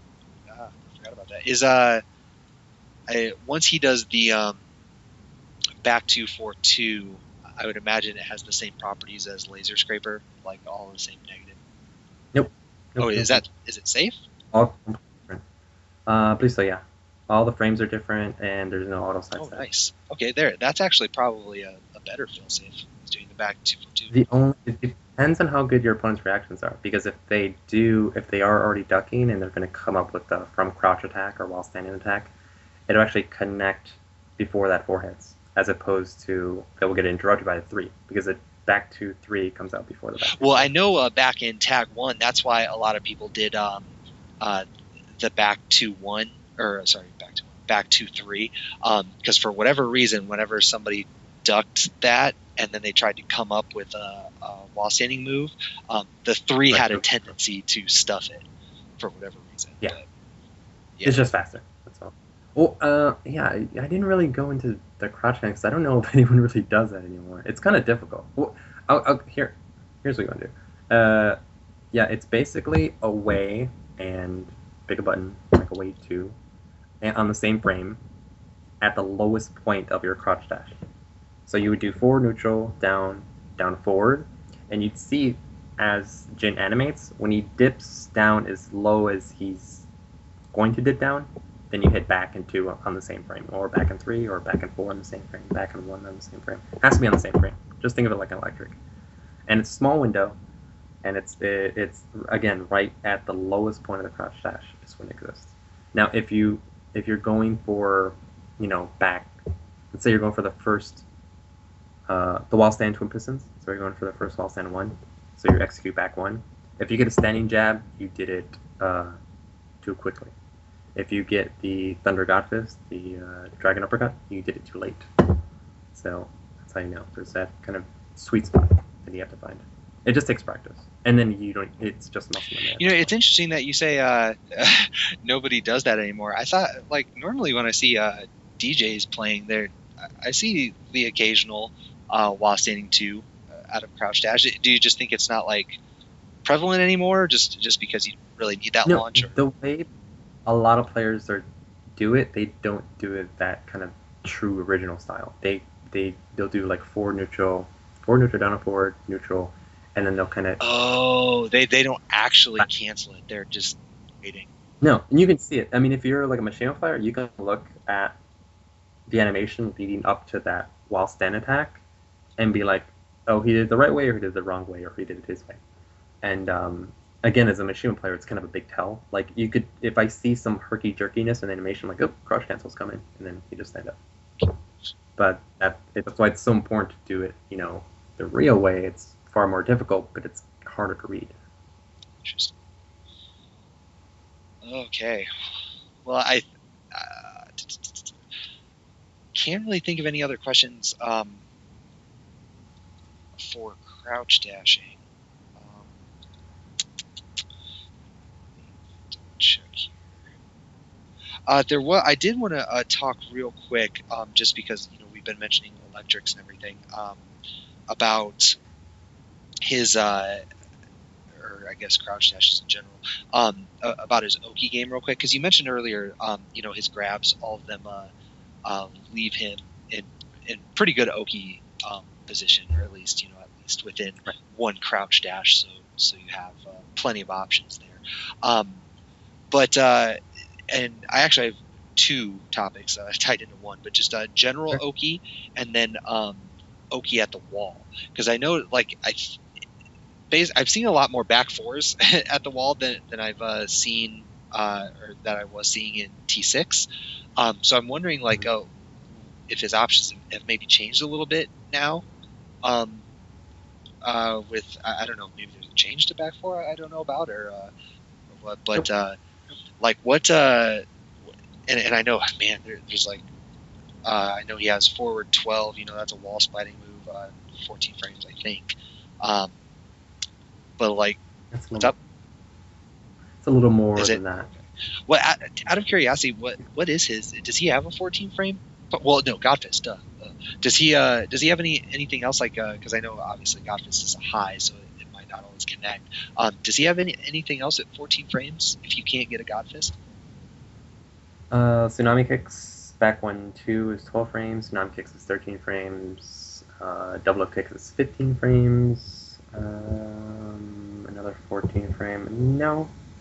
Nope. I don't believe it. Okay. Well, okay. That was just a random tangent question, but yeah, just in general, his Oki, because like back in the day, it was all about 3-ring circuits. 1+4. It's like don't move, otherwise you're going to get picked up. In this game, now that he has stuff like back 2, we talked about that, and I guess we talked a long time ago about forward 3+4. If somebody misses or whiffs, in this particular case, like get up kick or something, you can do that. But like, what sorts of options does he have? Is it still try to pick up with 3-ring circus, or like are there other things? No, he doesn't have anything new. He doesn't have anything that's really better. Everything's pretty much the same. They didn't really change back 4. 3-ring circus doesn't work as they did after the 2 throw, only because they've slowed it down since, I believe, Dark Resurrection on. A big change between out in the open and wall game is the spinning demon or hell sweep. You never want to use that when you're out in the open, when you're not near a wall. It's just too big a risk for such little damage. Because I believe it's only like maybe 12 points if they don't move. And you're not likely going to catch them when they're... If they see a crush dash, they're not going to move. So you're not going to float them for a bound combo. But also what's interesting is when people play against players, and most players will commit to just taking a ground hit in either tag or tech, when they're downed. Oh, well, yeah, and getting up in this game is just so fucking risky. Yeah, it's just not worth it. But I'll see players that do commit to spinning demon, and if that's your thing, then fine. But I never understood, and I'll tell listeners now, never commit to the second hit if you're choosing to do that on a downed opponent. Just don't do it. It's still, you're not going to bound them. You're not going to float them. And it's a dumb choice anyways, because it's minimal damage for a huge risk. And also, okay, let's say you want your 12 points. Take your 12 points and then go back in. If you commit to the second hit, they can tech roll and just get in your face while you're recovering from the second hit. It's going to whiff. It does no damage. You're just a sitting duck at that point. And I see a lot of players do that, and I won't name any names, but they'll like do the first one, commit the second one, whiff. Commit the first, second, first, second, over and over. I never understood the reasoning behind that. But again, when you have the wall, do both hits always, because if they don't tech the first hit on the wall, it combos them and bounds them, and you can reset them. And that'll never work out in the open. It'll always work against the wall, though. But again, they can tech roll. Real quickly, what is the like the go-to combo, the bread and butter at the wall? Like after you get that bound, what would you want to do? Standing 2 back 4, because they're in the same spot. Standing 1 will work. Standing 2 always works. Back 4 hits at that low ground hit for 0.6. So, yeah, it resets them right there. And if they do tech, you recover quickly from the back 4. And there's not much you can do because it's a double hitting bound. And I guess any player that has a character that possesses a double hitting bound would know that when you do those at the wall and low to the ground, you can get big combos. There's very little you can do. So you want to go for something that's reliable, which again for Devil Jin will be standing 2 back 4. Works on the entire cast. It'll always connect. Recovers quickly if they tech. So that's what you want to do. But I think a Mishima, if you down an opponent, that's basically, I mean, if you down an opponent, I think you want to look at Oki a little bit differently with Mishimas, because you want that to be like you're gonna get in for free card, as opposed to what's the most damaging ground hit I can hit them with. You want to get them in their face. You want to get right in their face with a cross dash mix up, and take your risks there, as opposed to take your risks for a small 12-point ground hit. You just want to get in. You always want to be getting in. Every opportunity you have, machines want to be getting in. All right. Well, the only really thing that like the last topic that I really have on my little checklist here is, of course, the tax system. So this is, at least in my opinion, and I want to hear your opinion as well. But this is why these characters are so good in this game, because just the God Fist, and not even just God Fist. Like if you look at Heihachi or whatever, Forward 2, and all these other launches, like it favors that move, especially Godfist, but just everything that they do, like this, it's almost like cheating. Like you have this high. It's not just safe, but it gives you pushback plus additional frames. Tags out for red life. It's on frame. Yeah, it's just like ridiculous. So I want to like ask you about that. Like, what, in addition to the Godfist, I guess, or if you just kind of want to build on that, like what it makes him so special with the tag system? I think what everyone should do, and whether I play a character or a new character aside from Mishima's or not, is totally incumbent upon their taggable moves. Like the first thing I do with a new character is I'll go through. You know how Namco put in that, like, what's the symbol they have? It's a red box, and I actually, I don't even think you really need to know what the symbol looks like, because they all have boxes, and if it's a bound, it's green. If it's a taggable, it's red, and then if it's the arrows in and out. Yep. And then the third one, if it's blue, it's a home. Yeah, that's what I do. I just page down, and out, and I look for the in and out, and see how many they have and what they are. And that's really important to me, at least. But yeah, the Mishimas, I can understand where you can see is cheating. But they have, Double Jin has great tackle moves, because not only do they have electric, so I mean, I don't even need to go into that, but he also has the double lift kicks, which is down 34. Oh, and actually, yeah, I'll go into that in a second. Down 34 executes on frame, I believe, 15. Yeah, I think it's been 15 for. It's 15 minus 15, and it's a two-hitted move. Hits low to the ground. It's mid. I think it low crushes too. If I remember correctly. Not really. It can, but super late in animation. But it's a great 15 frame punish against an attack that's like that ends in a crouch. So you're going to launch an opponent with down 34 that you couldn't launch on electric, and you could tag it like you can on electric. And going back to crouch dashes quickly, down 34 is, you can actually execute down 34 to double up kicks with actually forward, slide, forward 3. Believe it or not. So forward, slide, forward 3. And you actually... That is so goofy. Why? Why does it do that? You're not even hitting down. Yeah, I don't know. I don't even know how I know that, but I forget. I forgot what game I learned that in. But yeah, it's been in there for a while. You can apply that to crouch dash. So if you know someone that's going to commit, that's like just wants to get their wall span on your whipped electric, you can just wave dash in. And again, so let's say on your last crouch dash, up your wave dash. So forward neutral, down and forward neutral. Hit forward once, hit 4, and then while you're holding 4, hit 3, and it'll execute a 15 frame mid launcher that's taggable. Great option from crouch dash. So yeah, it's just, be wary of that. He also has sideset 2, which is a great punish, especially for players that like to low jab to continue their offense or stop your offense, and you'll run into those players all day, where they'll do like a 2-hit string and then low jab, 3-hit string, low jab, standing jab, low jab. Wait, your sideable. I was gonna say, especially with Tag 2, there's a lot of players who kind of put Tekken, away for a while, but played it in Tag, and down jab was king in the first. So there's a lot of I noticed older players that get eaten up because they keep doing, just because they're not used to the crush system and everything. Yeah. Right. Yeah. Because they think, because this gets to my hit frames sooner, this is my best option. But yeah. But yeah, the sideset 2 is a great move. And it just any move that's taggable, tag it. There's only one scenario in which you shouldn't, is if you just brought him on the screen, then don't tag it.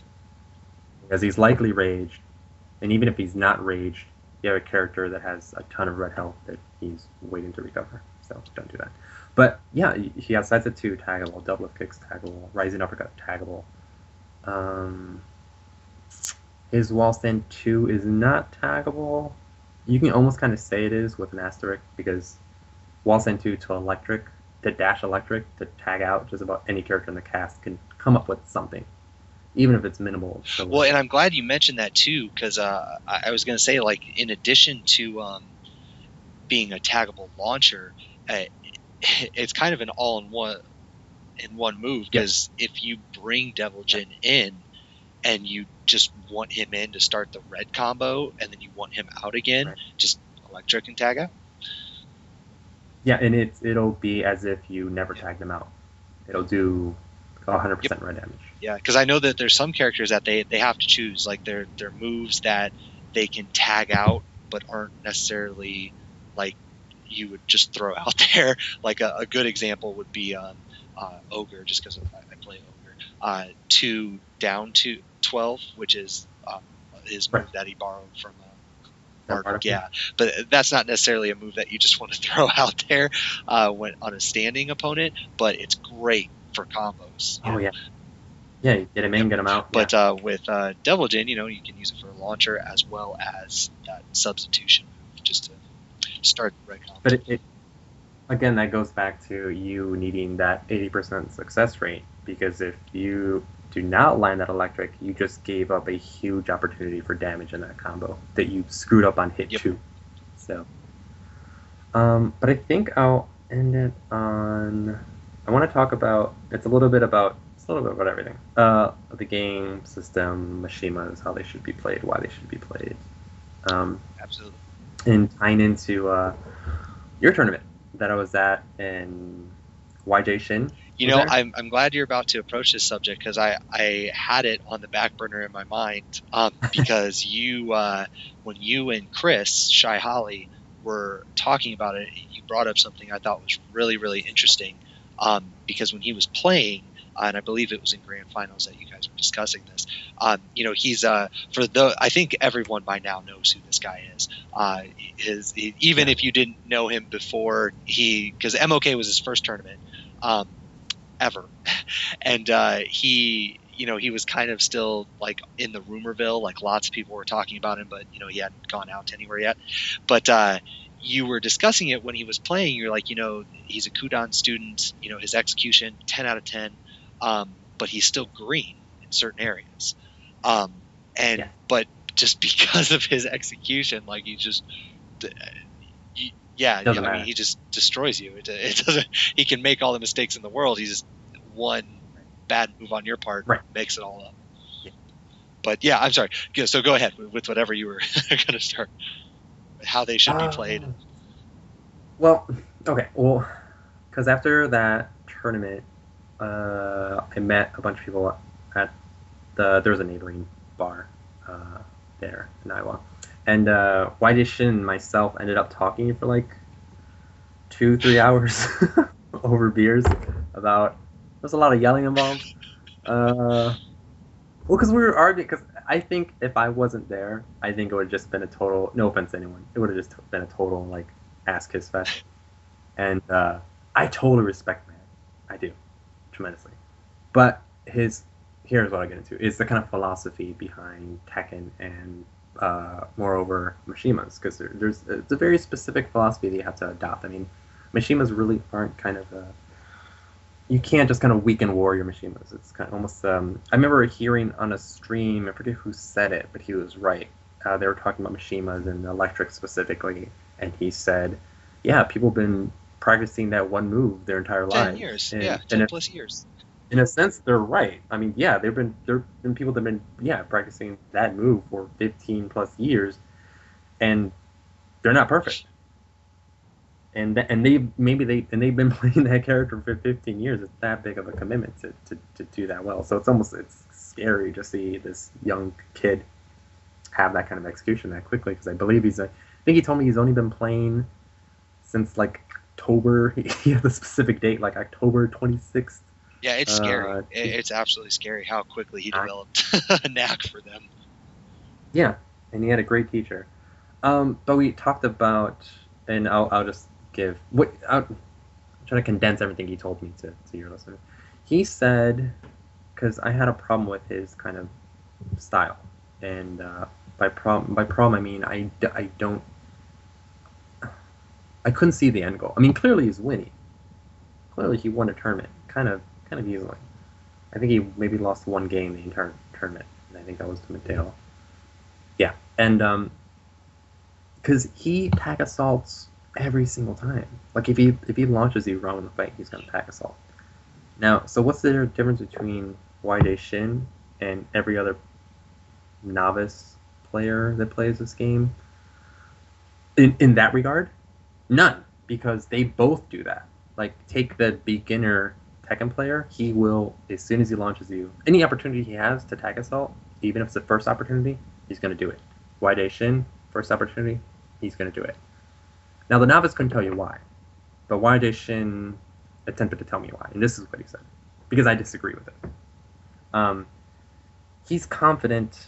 Well, he told me. Well, I almost put words in his because I asked him. He's confident that he can launch you twice before you tag out. And if in fact you can do that, then go ahead and tag assault every time, because you're not gonna do 50% on a non-tag assault combo.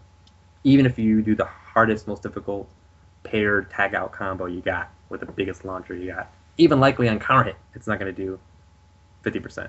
So even if you did it twice, you're not gonna kill them. So his philosophy is, I'm gonna tag assault so I can achieve over 50%. And then I'm going to tag assault again and kill you before you get out. So he's confident to do. He's confident he can launch you twice before you tag out. But also that was almost putting words in his mouth, because I asked him, like, are you confident that you can launch them twice before they tag out?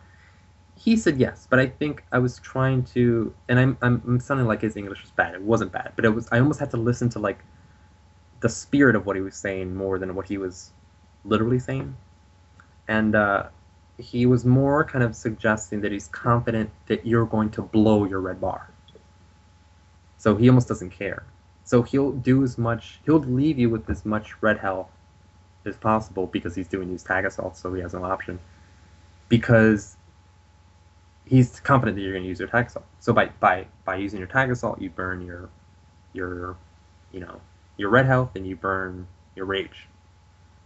So in essence, if you're playing against someone and you never tag assault, and they just get rage, and they tag crash.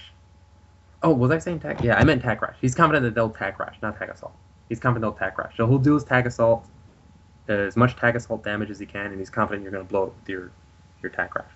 Now, the difference is, if I do not do tag assaults to you, but I still rage up your second character, and you tag crash him in, well, that the primary that just swapped out is actually going to have more green health than YJ Shin's opponent.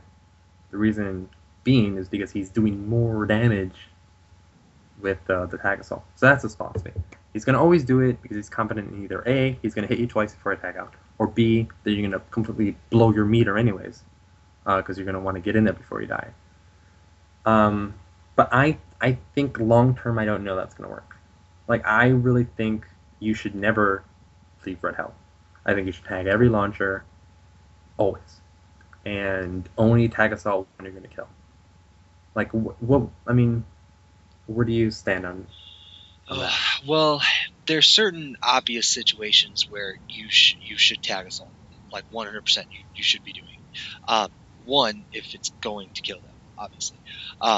Two, I personally think that if you launch a character, even if they're full health, if you launch a character who is raged, you should tag assault, because it will automatically give that to the second character, so you no longer have to worry about that rage. Now, you still run the risk of them coming raged or whatever, but I still think that it's, given the options or the possible scenarios that will arise from that, I still think that it's a good idea, because you don't want them to get up and then go rage mode on you, because just so many things do ridiculous amounts of damage in rage.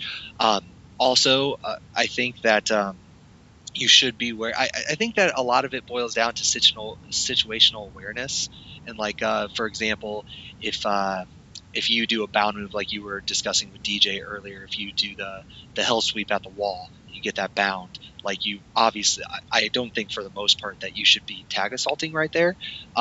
because you're going to give that person rage. And if you do that, then you might be giving them a free tag in, which, could cost you the round, depending on how much life is left.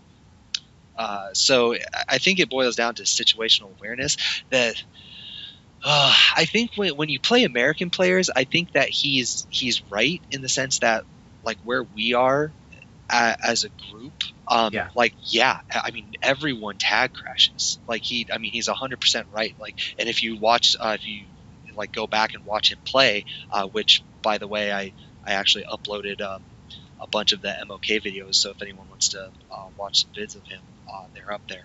But you notice that after if he does his tag assault, whatever, and then he starts getting in your face, almost every time he's trying to predict the tag assault. Like every time. It never fails, every single time. So, like right now, I think he's right that it's the proper for it, but I think we're just, it's pretty obvious when you watch tournaments, even, you watch MLG, this past weekend with, JDCR was there as well as Help Me. And it's just so obvious that their defense in this game, they're so much better. And I don't mean like just overall. I mean, just they understand the system and how to get up and how to get away and how to bring in their characters safely.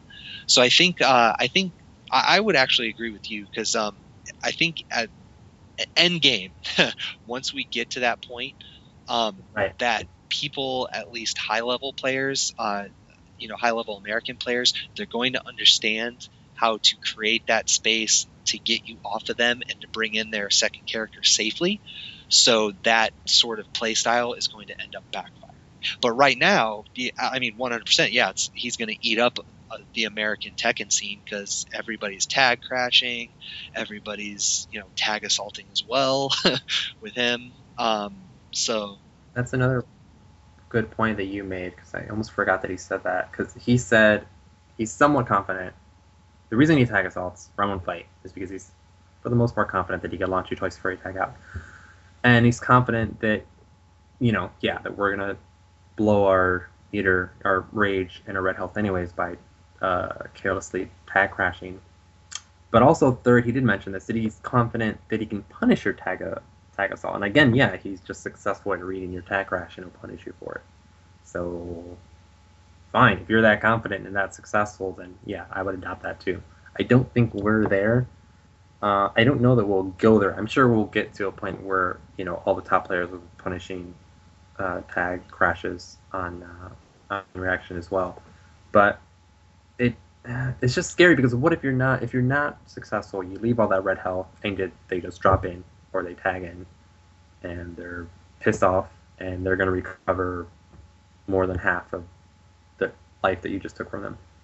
I mean, that's such a long and unrewarding, painful battle for me, I think, because I have to beat you like 3.5 times if I'm going to continue to do that. No, and I agree with that assessment. I think that you should be taking red health. Like, if you get into like in his, from the way that you just described it, it seems very much like he's thinking of a match in like a flowchart form, where like you get that, and then even if he doesn't get a second launch before you tag out, it doesn't matter, because you'll come in and he'll be able to read that, launch you again, and then you're in the same sort of situation. But a lot of people, if you happen to get out safely, now you're raged, you have a second character that's gaining tons of life back, and there's quickly, and then because you're rage, now all of a sudden you can do tag assault damage without needing to tag assault. And again, like, there are situations where tag assault is going to be the way that you're going to want to go. Like, I actually recently switched my team. I was playing Mars and Ogre just because I didn't really. There's not a lot of characters in this game I like to play, so I was like, well, fuck it, I'll just play an easy character.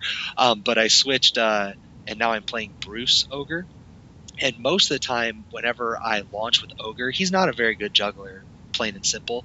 But he gets a much better juggle off of tag assaulting, but in the end, it's usually only like 20 or so damage. So for the most part, I really don't want to give your second character rage just for 20 points of damage. And you know what? With Ogre, it's usually less. With other characters. And so for the most part, the only time that I do a tag assault is if either I'm going to get you to a wall and just put you in a really, really shitty situation, or if it's going to end the round. If I know that 20 extra damage, it's going to get me there.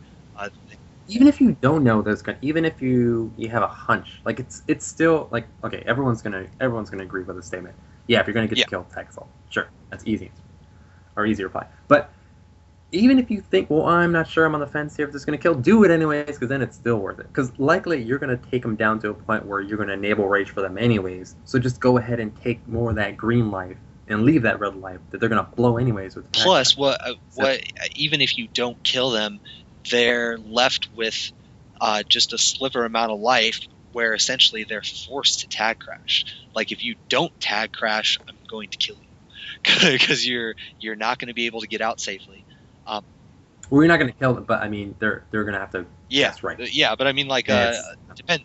And it's not even 50-50. But I mean like depending on the situation or whatever. Like if you sit there, if you tech roll, you can't tag crash. So now I'm totally in your face pressure.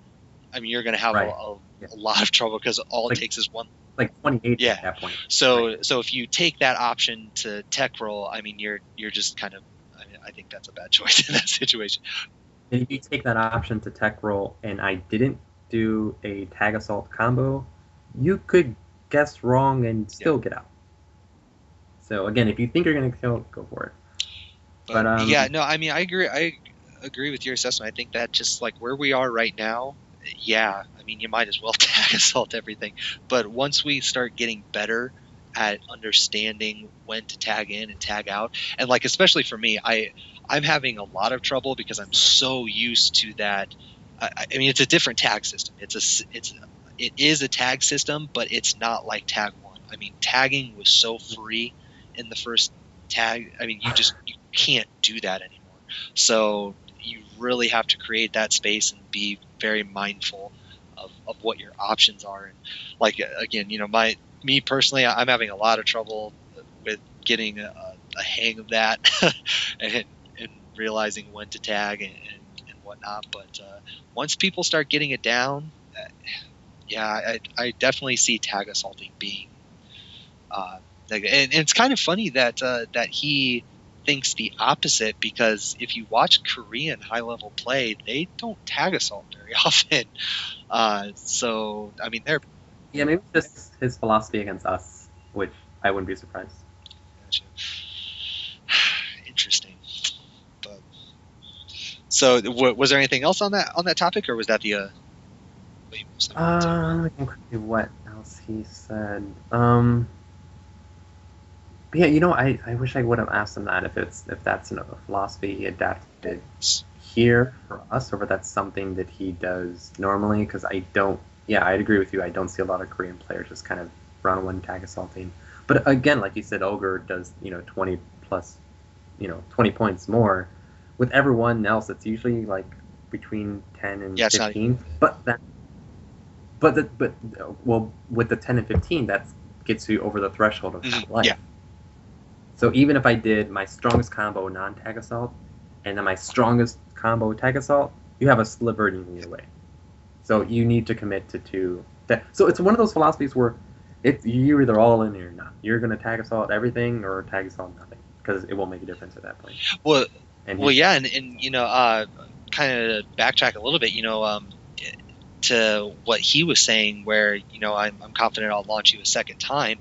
Well, especially the characters that he plays, I mean, they can get to the 70s no problem off of one Godfist by themselves. So if you were to either do just a solo combo or do a tag assault, or not tag assault, but a tag launcher, and then save the tag assault for your second launch, you're accomplishing both goals, where you're taking the red life for that first combo, and then that'll get you as close enough to half life so that the next time that you launch, if you do a tag assault, it should kill. Oh, almost, not quite enough. That's interesting. You brought that up. Okay, here's what I think people should be doing, and I wish I'd adopted myself more. That's almost true. Like, depending on the combo, depending on if the launcher was a counter hit. Like, okay, if you do like Dewajin's strongest solo combo that's reliable, you're probably looking at like 84 points. Okay, and if you do his strongest tag assaulted combo, you're probably looking at just over 100. So let's say you do 103 plus what I say 84, so you're looking at 187 points. Was it 190? Is that a life bar? Is that what it is? Oh, you know what? That actually might do it. No, because I think a life bar is 180. It's 180. So yeah, but you would need like a wide open space, the most damaging combo with Dewajin. You have to be squared up, so you're likely not gonna see that always. So what I think people should be doing is poking. Just play like don't even throw out a rising uppercut. Sounds weird if you're playing Mishima, but just like down fours, down threes, down back twos, throws, and right when you get them to half life, then you should be going for electrics, because then you just need one launch, one tag assault. Doesn't have to be your strongest tag assault. It's going to be 90 plus points, and that'll kill him. And the reason why I say poke over what you're saying, or just do a tagged rising uppercut, do your most damaging combo, is I think when someone gets launched initially in a round, they're very conscious of it. They become almost hyper vigilant. Like if you put me in the air, I'm looking at like where I'm gonna land on this map, how much health you're draining, how much time is on the clock, because you kind of have downtime. You're in the air, you're not doing shit. They have to worry about landing their combo, so you're kind of like going through all these scenarios in your head, and you have time to do it because you're in the air getting juggled for 10 seconds. As opposed to if you're getting poked, you're not as hyper vigilant. You're kind of just focused on that game, you and them, that moment. And you can poke and drain 50% a lot quicker than you can, a 10, 12, 15 second tag assault combo. I mean, you're in the air for quite a while in this game. And I'm glad that you brought that up, because there's a lot of people who I hear like complaining about hop kicks and stuff, just because the damage on everything is beefed up. So even off a hop kick, you can get pretty decent damage depending on your character. But like a lot of people, because of that, a lot of people like disregard pokes for some weird reason. But like if you take Deviljin for example, down back 2 is 20 damage, 3 of those and plus tag assault combo, and you're practically dead. So right, and you're gonna do, and how do you land? You can land 3 of those quite easily. So, and I think a lot of people forget about everything got beefed up. Like everything is doing more damage now. So you hit that, it hurts. Let's say you land like 3 down back 2s, which isn't out of this world. 3 down back 2s in a row, and then like a shin kick or a wall stand 4. Yeah, let's just say wall stand 4. So 3 down back 2, wall stand 4. You're talking real time, 3 seconds, maybe 3.5 seconds, and to do a combo that does close to 50%, you won't do 50%. To do a combo that does close to 50%, you're looking at probably 10 seconds. So again, they have much more time to kind of be conscious of the health they're losing as opposed to getting poked. They're too worried about not getting poked again and not getting launched again. If you launch them, they're worried about getting launched again. They're not going to give that up. Yeah, and you just gave the scenario, 3 down back 2s in a row. And down back 2, it is punishable, but there's a lot safer routes to go there as well. Because let's say you take your one big risk, which is just doing 1 down back 2, and you happen to nail it. So there's 21 damage, and then you do a forward 2. Well, there's 30, and then let's say you do a down forward 1-2. Even if you only connect with the down forward 1, that you just got a little over 60 damage, no sweat. and two of those were safe, completely safe. Right. And now you're looking for the launch. And the reason I say it's better to take the damage with pokes over launch is, again, because now they're going to be more conscious of not allowing you to get him in the air again. Yeah. And if you hit him with 3 lows, now you just frustrated them. You're not going to frustrate them because you launched them once. You'll frustrate them if you went low on them 3 times, because now they feel you're being disrespectful. So I think it's much better. Yeah, and most of the time, I mean, when it comes to the whole, red bar tag assaulting thing, me personally, I'm afraid of rage in this game. Like, so hard I'm afraid of rage in this game. So anything I can do to make you not have rage, I'm going to do it, which means that tag assaulting, usually I want to save those for when I need to. And like, I mentioned Lars Ogre earlier. If Lars, I start, Ogre is just not good at keeping people off of him, so he's not very good to start out the match. So, I always start out with Lars, and in that particular instance, if I don't want to tag assault, it's actually I do more damage. My juggles do more damage if I tag out. So like if let's say for instance a 4-4 with Lars, you tag that out, and then Ogre comes in 2 down 12, and then Lars comes back in. So I finish the combo. I'm actually doing more damage than I probably would with him just in there. And I'm getting the bonus of taking red life, and I'm accomplishing my goal of not giving them rage. So yeah, that's what I've been telling people to do since before day 1. Well, because I've been doing that. Well, I was doing that in 1989. I mean, I never not tagged anything. But I'll cover something quickly that I covered at the seasons. Going back to I said poke, take half life, then go for the launch. And here's another reason to back that up, because I kind of went over it briefly at was it seasons beatings I was talking about this on stream. But the reason why you want to go for a launch then, when you take them, let's say you take 55% or even 50%, which is all you would need because one tag assault's going to be over 50%, is because now you're at a point where you don't care if they tag out or not. And the reason being is if they're going to tag out, no one. First of all, if you take half life, you're not gonna enable rage for their secondary. So tag crashing is not even an option for them. So you don't have to worry about that. And if they tag out, the only way that they can get out is on their feet, and to bring in their other character on their feet, which means they're punishable. So I like that option better. My option is to not give you options. So if I can have it so where you have to just cold tag them in, that's what I want. Because I have an opportunity to now take half-life on that character that comes in for free, all red damage or close to half-life. And here's kind of subset of that. The reason why I don't care if they tag, and let's say you come in and I miss my punish or something, or you're too far, or you get in safely. I don't even care. Because I took all that damage from you. I didn't leave excessive red life. I mean, you're always going to leave red life, but I didn't leave excessive red life. But that red life that I left, that you're going to regain, or maybe you don't regain, even if you regained it fully, and you bring that character back in, I can take that character down to 1 point of health left, and it won't enable rage for the other character. I don't know if you know that.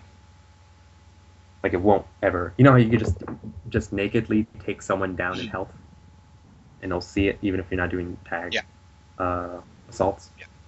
I can take that character, that first character that we started the opener with, I can take him down to next to nothing, and he'll never enable rage to his partner. And the reason being is because the way rage works in this game is there's a base amount of points that you need to lose to enable rage. And when you tag in and out, it actually resets, not that number, but it resets the bar itself. Because you start out with 190. So let's say you got to lose 120 of 190, right? I want to say 110. Let's say you got to lose 110. Does it still go by number of hits? I haven't even... No. So it just goes by life lost. Oh, okay. Yes. And you know how there's that like-dislike system? Yeah. No, yeah, that plays a role. But yeah, let's say you have to lose like 110 points or whatever. So I take you down to 50 life. You regain your red health. You come back in. Let's say you only come in with 100 points or 105 points. You don't have that base amount to lose. You wouldn't. You would necessarily need 111 points, and I'd have to take you down to 1 point for you to enable rage. Yeah, because when you're swapping it doesn't store it. Like, yeah. Yeah, it'll reset, but again, it doesn't reset the amount that you need to lose. It just looks at that bar in a vacuum. It's like, I don't care what you lost, what you gained. I'm looking at what you have now when you're on screen. And if you don't have that base amount that you need to lose, and maybe you do have that base amount, but what are the odds that you're going to get taken down to 1 or 2 points? You're going to be dead before you see that. Or sometimes you can be taken down to not even 1%, 1 point, and still not enable it because you didn't start out with that base amount that was necessary. No, yeah, I completely understand that, and I agree. But back to what we were saying before, I think that's a meta game that we have not gotten to yet as an American scene. Yeah. But I do think that the Koreans are there. But you notice, I actually don't think they're there. I actually don't think they're there. Well, I know that there's at least some that understand that concept and how to use rage and make sure that you're not getting hit in the face with rage.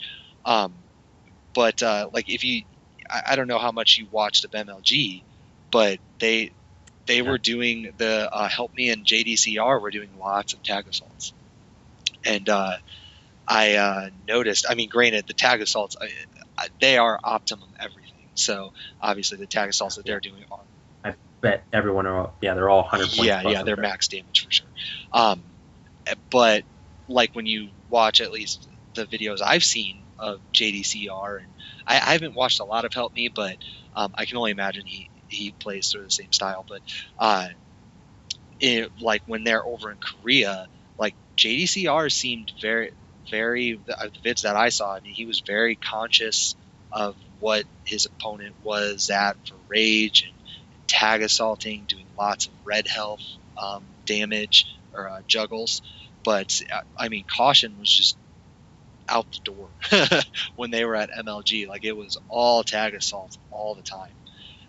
And I mean, maybe a lot of that had to do with the fact that they were in wall stages, and tag assaults typically have more wall carry, but still, like it was always always tag assault. So I don't know.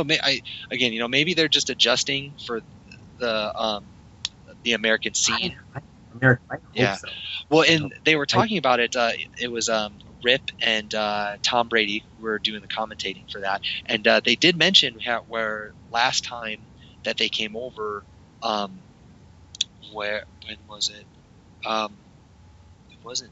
Maybe it was final round. I can't remember. But there was a tournament. It was on the East Coast, and the last time that they had come over, Anakin won and beat them. And they were talking about, well, this time when they came over, they were doing a lot of shop beforehand. They were scouting players, and especially Anakin. I would say most people would agree that he's probably our best player right now. Yeah, I would say that. Like the only exception is maybe Slips, but I mean, who knows? He's only gone to seasons beatings. But like he would be the only exception just because he's so good. Yeah. But so they scouted him, and they scouted just Americans in general before they came over for this. So I'm wondering if maybe that's not even fair. No. He's had the game for like a month, and they might have. Well, I've always maintained that it's really hard for the American scene to be what it is in Korea. A lot of people give the obvious differences, like the amount of land in between our cities and everything. But I think there's a lot more to it than that. Like these guys, this is basically their job. They eat, sleep, drink Tekken. They get up. They're always at the arcade. They have books and books of notes, and we have jobs. I mean, we have to go do stuff. So there's not the same sort of fervor put into it. I think it's just it's going to sound anti-racist. Well, because Asians are very serious about any of their endeavors, whether it's work or education or family. I mean, they're serious about it. Like, they don't take any of that lightly. And if they commit to something, they really commit, and they commit, more than an American would. No, and I don't think that's racist at all. I actually think that's a very distinct cultural difference because like No, do you don't. think they? I mean, I don't speak Korean and I speak very little Japanese, but like I can only imagine that they do not have a phrase like we do where we tell somebody to get a life. Like they That's Yeah, the thing. because I mean, you think about it, like if somebody over here were to, like, even if they had a job, they're paying bills, they're doing that responsibly, but outside of that, they do nothing but play Tekken. That's it. That there's no ifs, ands, or buts. They don't, read a newspaper. They don't, do play a board game. That there's no other game that they own aside from Tekken. And it's just that. Like if they're not at work paying the bills, they're playing Tekken. Like how many of us actually do that? We're going out to the bars or we're doing this and that. Like we're trying to do lots of different things at once. Whereas these guys, that is it. Like that's their thing. Like obviously you take some time off to eat or whatever. But I mean it's more than a hobby. you know, like for us we play it as a hobby, but I don't know.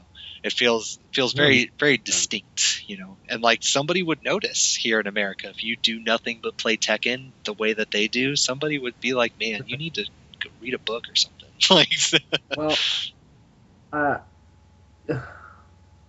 well, okay. Well, on this topic, Daigo. Okay, oh Daigo. There was an interview where I think it was an interview that came out around the time that his book was being released, and he made this point of saying, because yeah, you're saying it's like their job. Well, it is literally Daigo's job to play yeah, Street Fighter. And he said in an interview, he's talking about American players or just kind of Street Fighter or the FGC. He said that if someone asks you like, because they asked him in the interview how many hours a day does he play, it's like between 6 and 9 hours, and it's like wake up, Street Fighter, then gym, then Street Fighter, then eat, then bed. I mean, maybe not that order.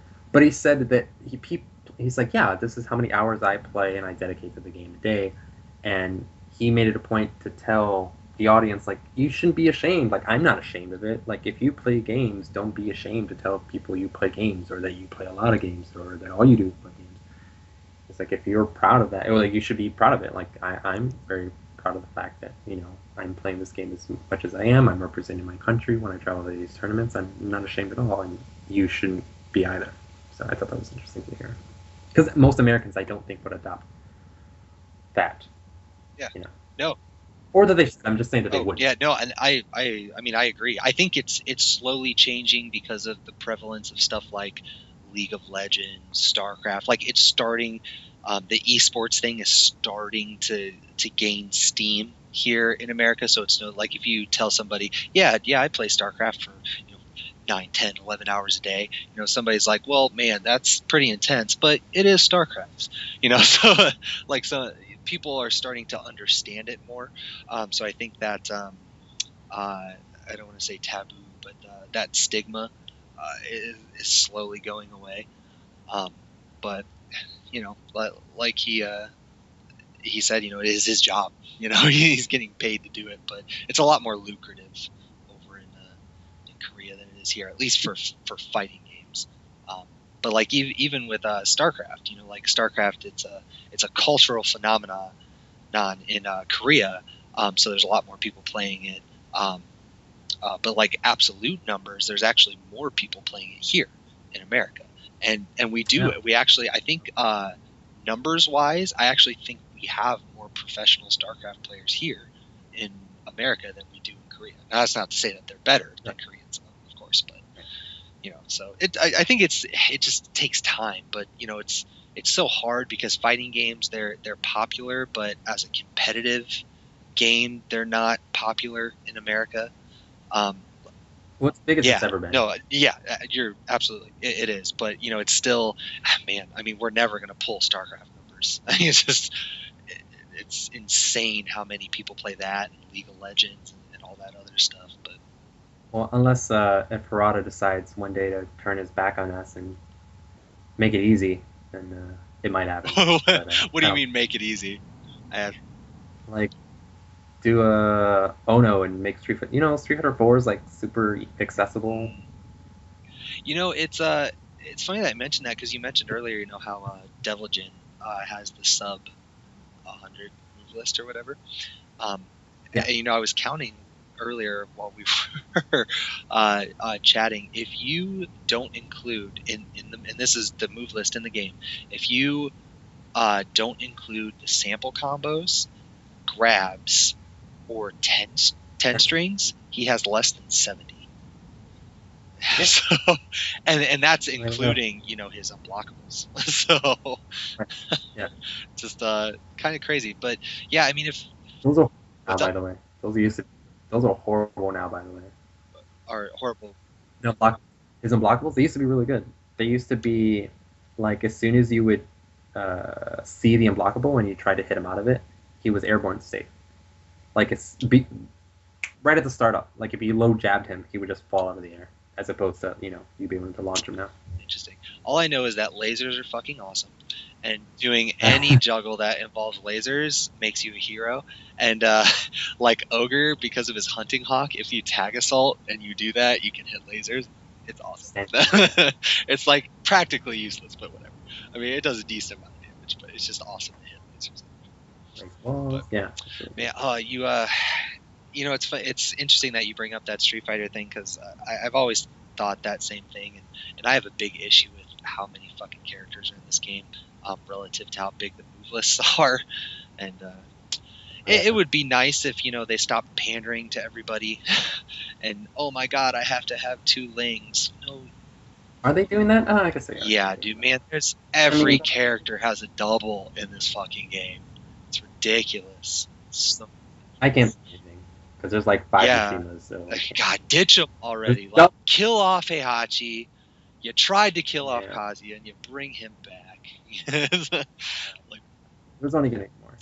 But like I said, unless Harada makes like a Street Fighter 4 out of it, where he makes the game accessible and easy to play, and I don't think that'll happen. But that's what was responsible for the explosion. I think if Street Fighter 4 was as difficult to play as a Super Turbo, I don't think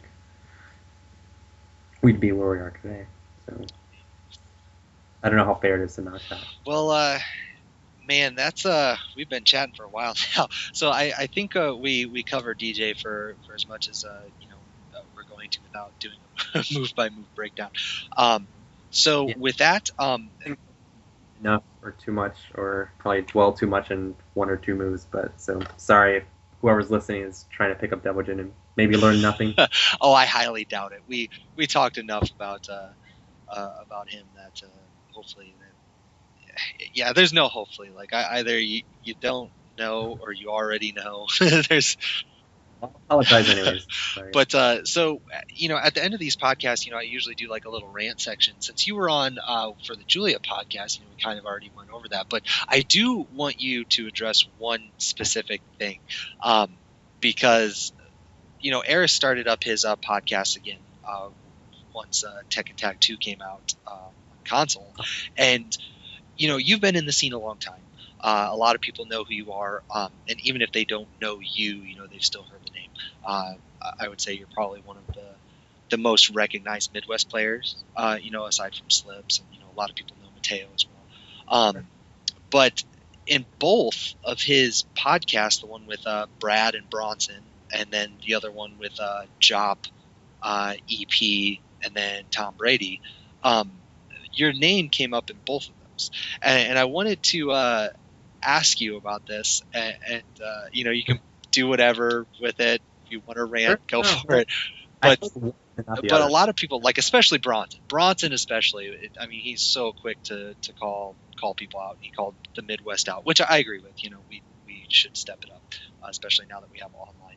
But a lot of people were kind of throwing it your way a little bit. People. I know Brad specifically thinks that Mateo has a lot of potential, and he just took second at Yomacan, and he he won the Windy City Fighters not too long ago. I want to say that was last weekend.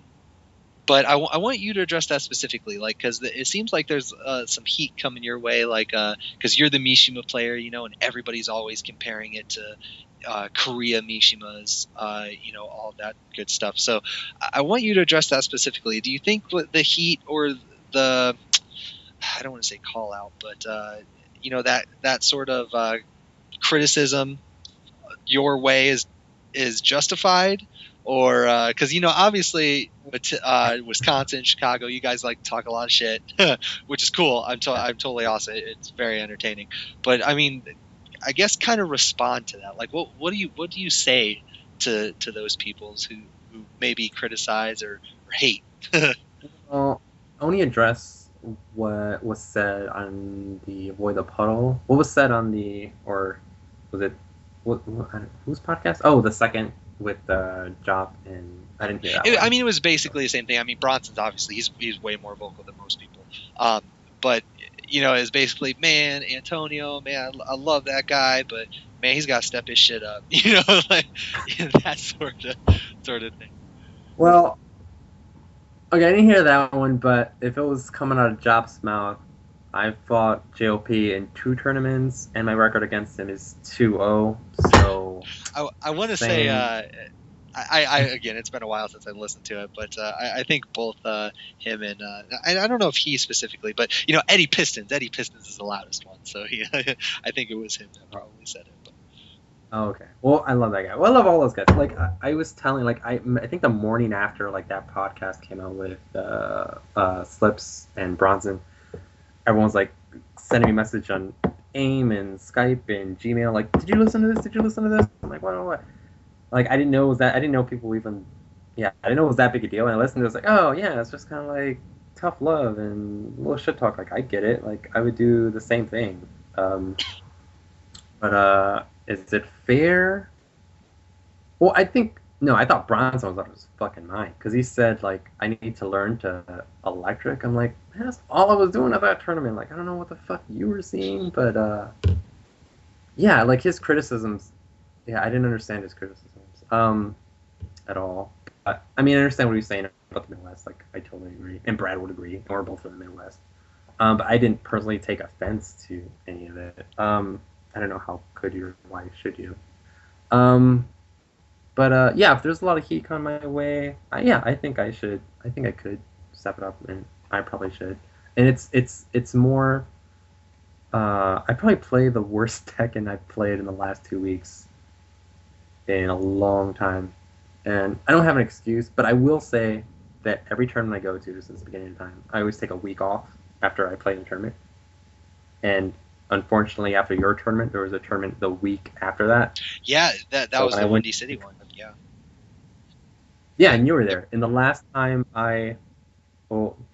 between my first match of that tournament and my last match at your tournament, I didn't play at all. So, like, literally not one game, didn't boot up a No, I was in the same fucking boat. I was actually so angry after that tournament because, I barely even played at my own tournament, because obviously for lots of reasons. Yeah. But I didn't even think I was going to make it to that Chicago tournament because I had to work. But then last minute, Sushi, King Fan, and they said that they were going to go, and I was like, well, if you guys go up Saturday morning, I can go. I can't go Friday. So they did. But in between that time, like, I was posting up results. I was trying to get everything figured out with like the videos that we had captured and all this other stuff. So I didn't play. I don't think I played a single match in between that. And then, like, after my second match, I was like, oh my god, I'm so done. Like, I have no idea what's going on. Like taking, like, especially with a new game and as popular as it is when it's released, like, you take 2 days off, that's 2 more days that your competition has on you that you're never going to get back. So taking 2 weeks off is definitely going to hurt you. And like I said, it's convenient for me to say I've been playing the worst I played, but literally I lost to a Wisconsin player in that tournament who actually eliminated me from that tournament. We've been playing each other in tournaments for 12, 13, 14 years, literally, since like Tekken Tag, the original Tekken Tag. And we've played probably 60 times in tournaments, and he's never beaten me in a tournament, like in his life. And I lost to him in Chicago. So, yeah, I've been playing really poorly. No excuse. But I don't know why, but I think it's like I'm like even the philosophy when we're talking about the Tekken 5 philosophy. Like I'm hoping people play a certain style and then they don't, and it like frustrates me. So it's like I can't even like why would you do no? Why would that's stupid? Like, and it's I'm fighting with myself at that point. And I should just kind of drop that and just hey, this is how people are like. Not everyone's you. This is how people are going to play the game. Just fight, fight them.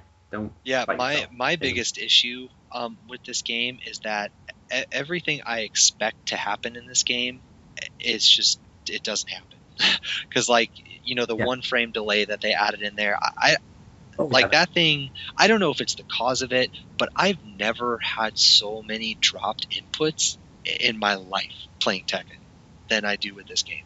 And I think like when YJ Shin was here and Noodlehead, he came with him as well as Slooch.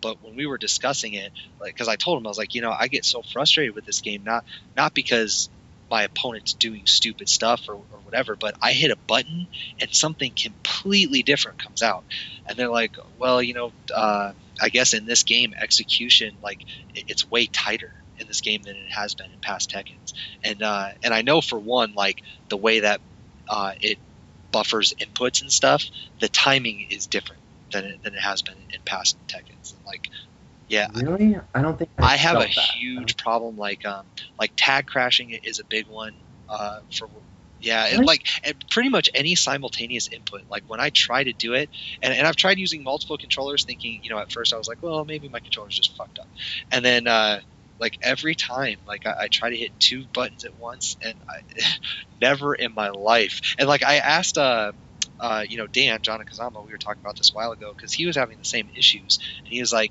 because No. I like all the time I will do 1-1-2 trying to get jabs and 1+2 will come out or the exact opposite will happen and I'll press 1+2 and get jabs and I was like every like Nah. on rare occasions that might happen if I mess it up in past Tekkens but like I get it so much now and like I'm slowly getting better at it because I don't know maybe I'm just figuring out the timing I don't know but like I talked to him about it he's like dude I get the same thing all the time and I'm still trying to figure out why. My only explanation for that is now that we're aware of the 1 frame delay, is it people are consciously attempting to hit that like I call it like a pre-frame is like which is a frame that you actually regain control of your character after that advantage or disadvantage, and you're trying to almost intercept that free frame as quickly as possible. So your 1-2 because you're trying to get in there so quickly becomes a 12. You know what I'm saying? Because you can't afford to miss that frame or two because you'll miss the punish. Yeah, because you're already late by frame. Yeah. Right. Right. So that's the only thing I can come up with. But you saying that when you go for 1-2 you get 12, and when you go to 12 you get 1-2. I don't have a lot of like simultaneous inputs with my character, so I don't know that I've experienced that.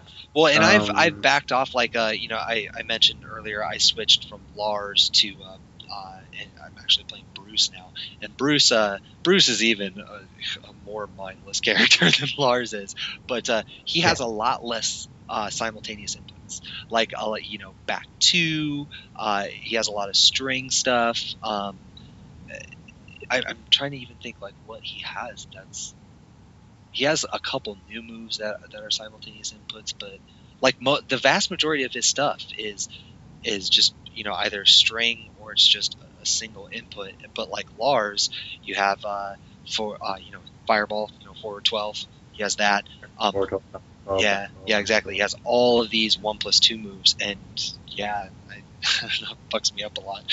But I'll definitely pay closer attention to that because I don't think I've experienced. Who knows? I just chalk it up to it's a new game. You just whatever it gives you, you just got to get used to it. But well, I'll quickly to answer your question about the podcast. I was totally unaware that my name was brought up in that other podcast with Eris.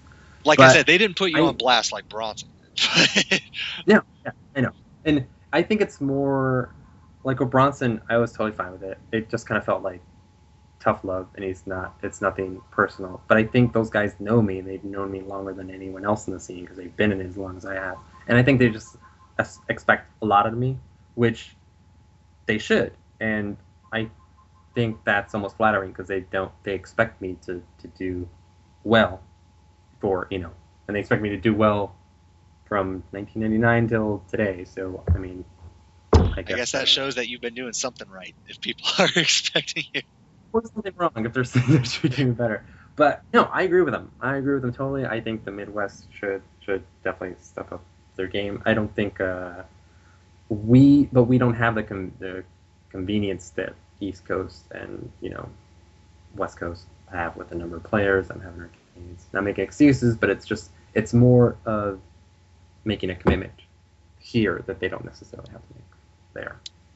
But no, I hear them and I agree with them. I should be performing better. Absolutely. Yeah, I honestly think we all should now that we have online. I know, like Mateo especially seems to have stepped up his game, but I know he's putting a lot of hours into online, and a lot of people complain, about lag and all this other stuff, and yeah, if you have a bad connection where there's like several frames of lag, that can mess you up. But I mean, your brain will adapt to a couple frames of lag, and it might mess you up on certain things, but for the most part, I mean, you'll adapt, and it's a lot like wearing or putting weights on a baseball bat, taking some practice swings, because as long as the only exception, and for anyone who's like into neuroscience and stuff, I mean, your brain will adapt to that, and you will adjust your expectations accordingly to whatever lag that you have.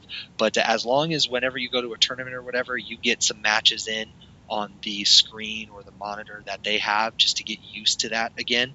As long as you give yourself like maybe, I don't know, 3, 4, 5 matches, you'll adjust again. So, online is a really, really big tool, and I think that's helped Mateo out a lot. So, I'm trying to put time in again, but life, you get busy. But yeah, right. I mean, I think that's a big tool for us in the Midwest, since we're not all as close as those East Coast and West Coast guys are. I think we have a lot of potential here. I did want to ask real quick. I don't think you made it to UmaCon, but are you going to be? Can anybody expect you at any events here upcoming in the future? I hope so. I haven't played Tekken in 3 weeks, so that's not good. But yeah, I think I'm gonna start playing again, because a lot of Wisconsin players here are getting better and better, or I'm just getting worse, but they're getting better and better, and I kind of want to contribute to them as well as myself improving. But I think a lot of players here are at a level where they can kind of get to that next step where they couldn't in previous Tekkens. So that's kind of inspiring to see, especially this early in a game, and it usually takes people longer, not necessarily the players here, but just about everywhere, to get that good that quickly in a new title. So I'm going to play more and more, I hope. And honestly, I'm not big on the scene, unfortunately. Like, I only hear about tournaments when people tell me about tournaments. So what about the big names, like the ones that for sure are going to be happening? Like Final Round, Evo, any of those that you plan on going to? Oh, yeah. See, that's another thing. I don't even know. I should know when Final Round is. It's in March, so we got some time. Because I've never been to a Final Round. I really want to go, and I'm 100% committed to going. I already have a place to crash, so I just need to buy the plane ticket out there. But I actually have a trip that's completely unrelated to Tekken, to Vegas that I'm doing at the end of January. So like I kind of have to.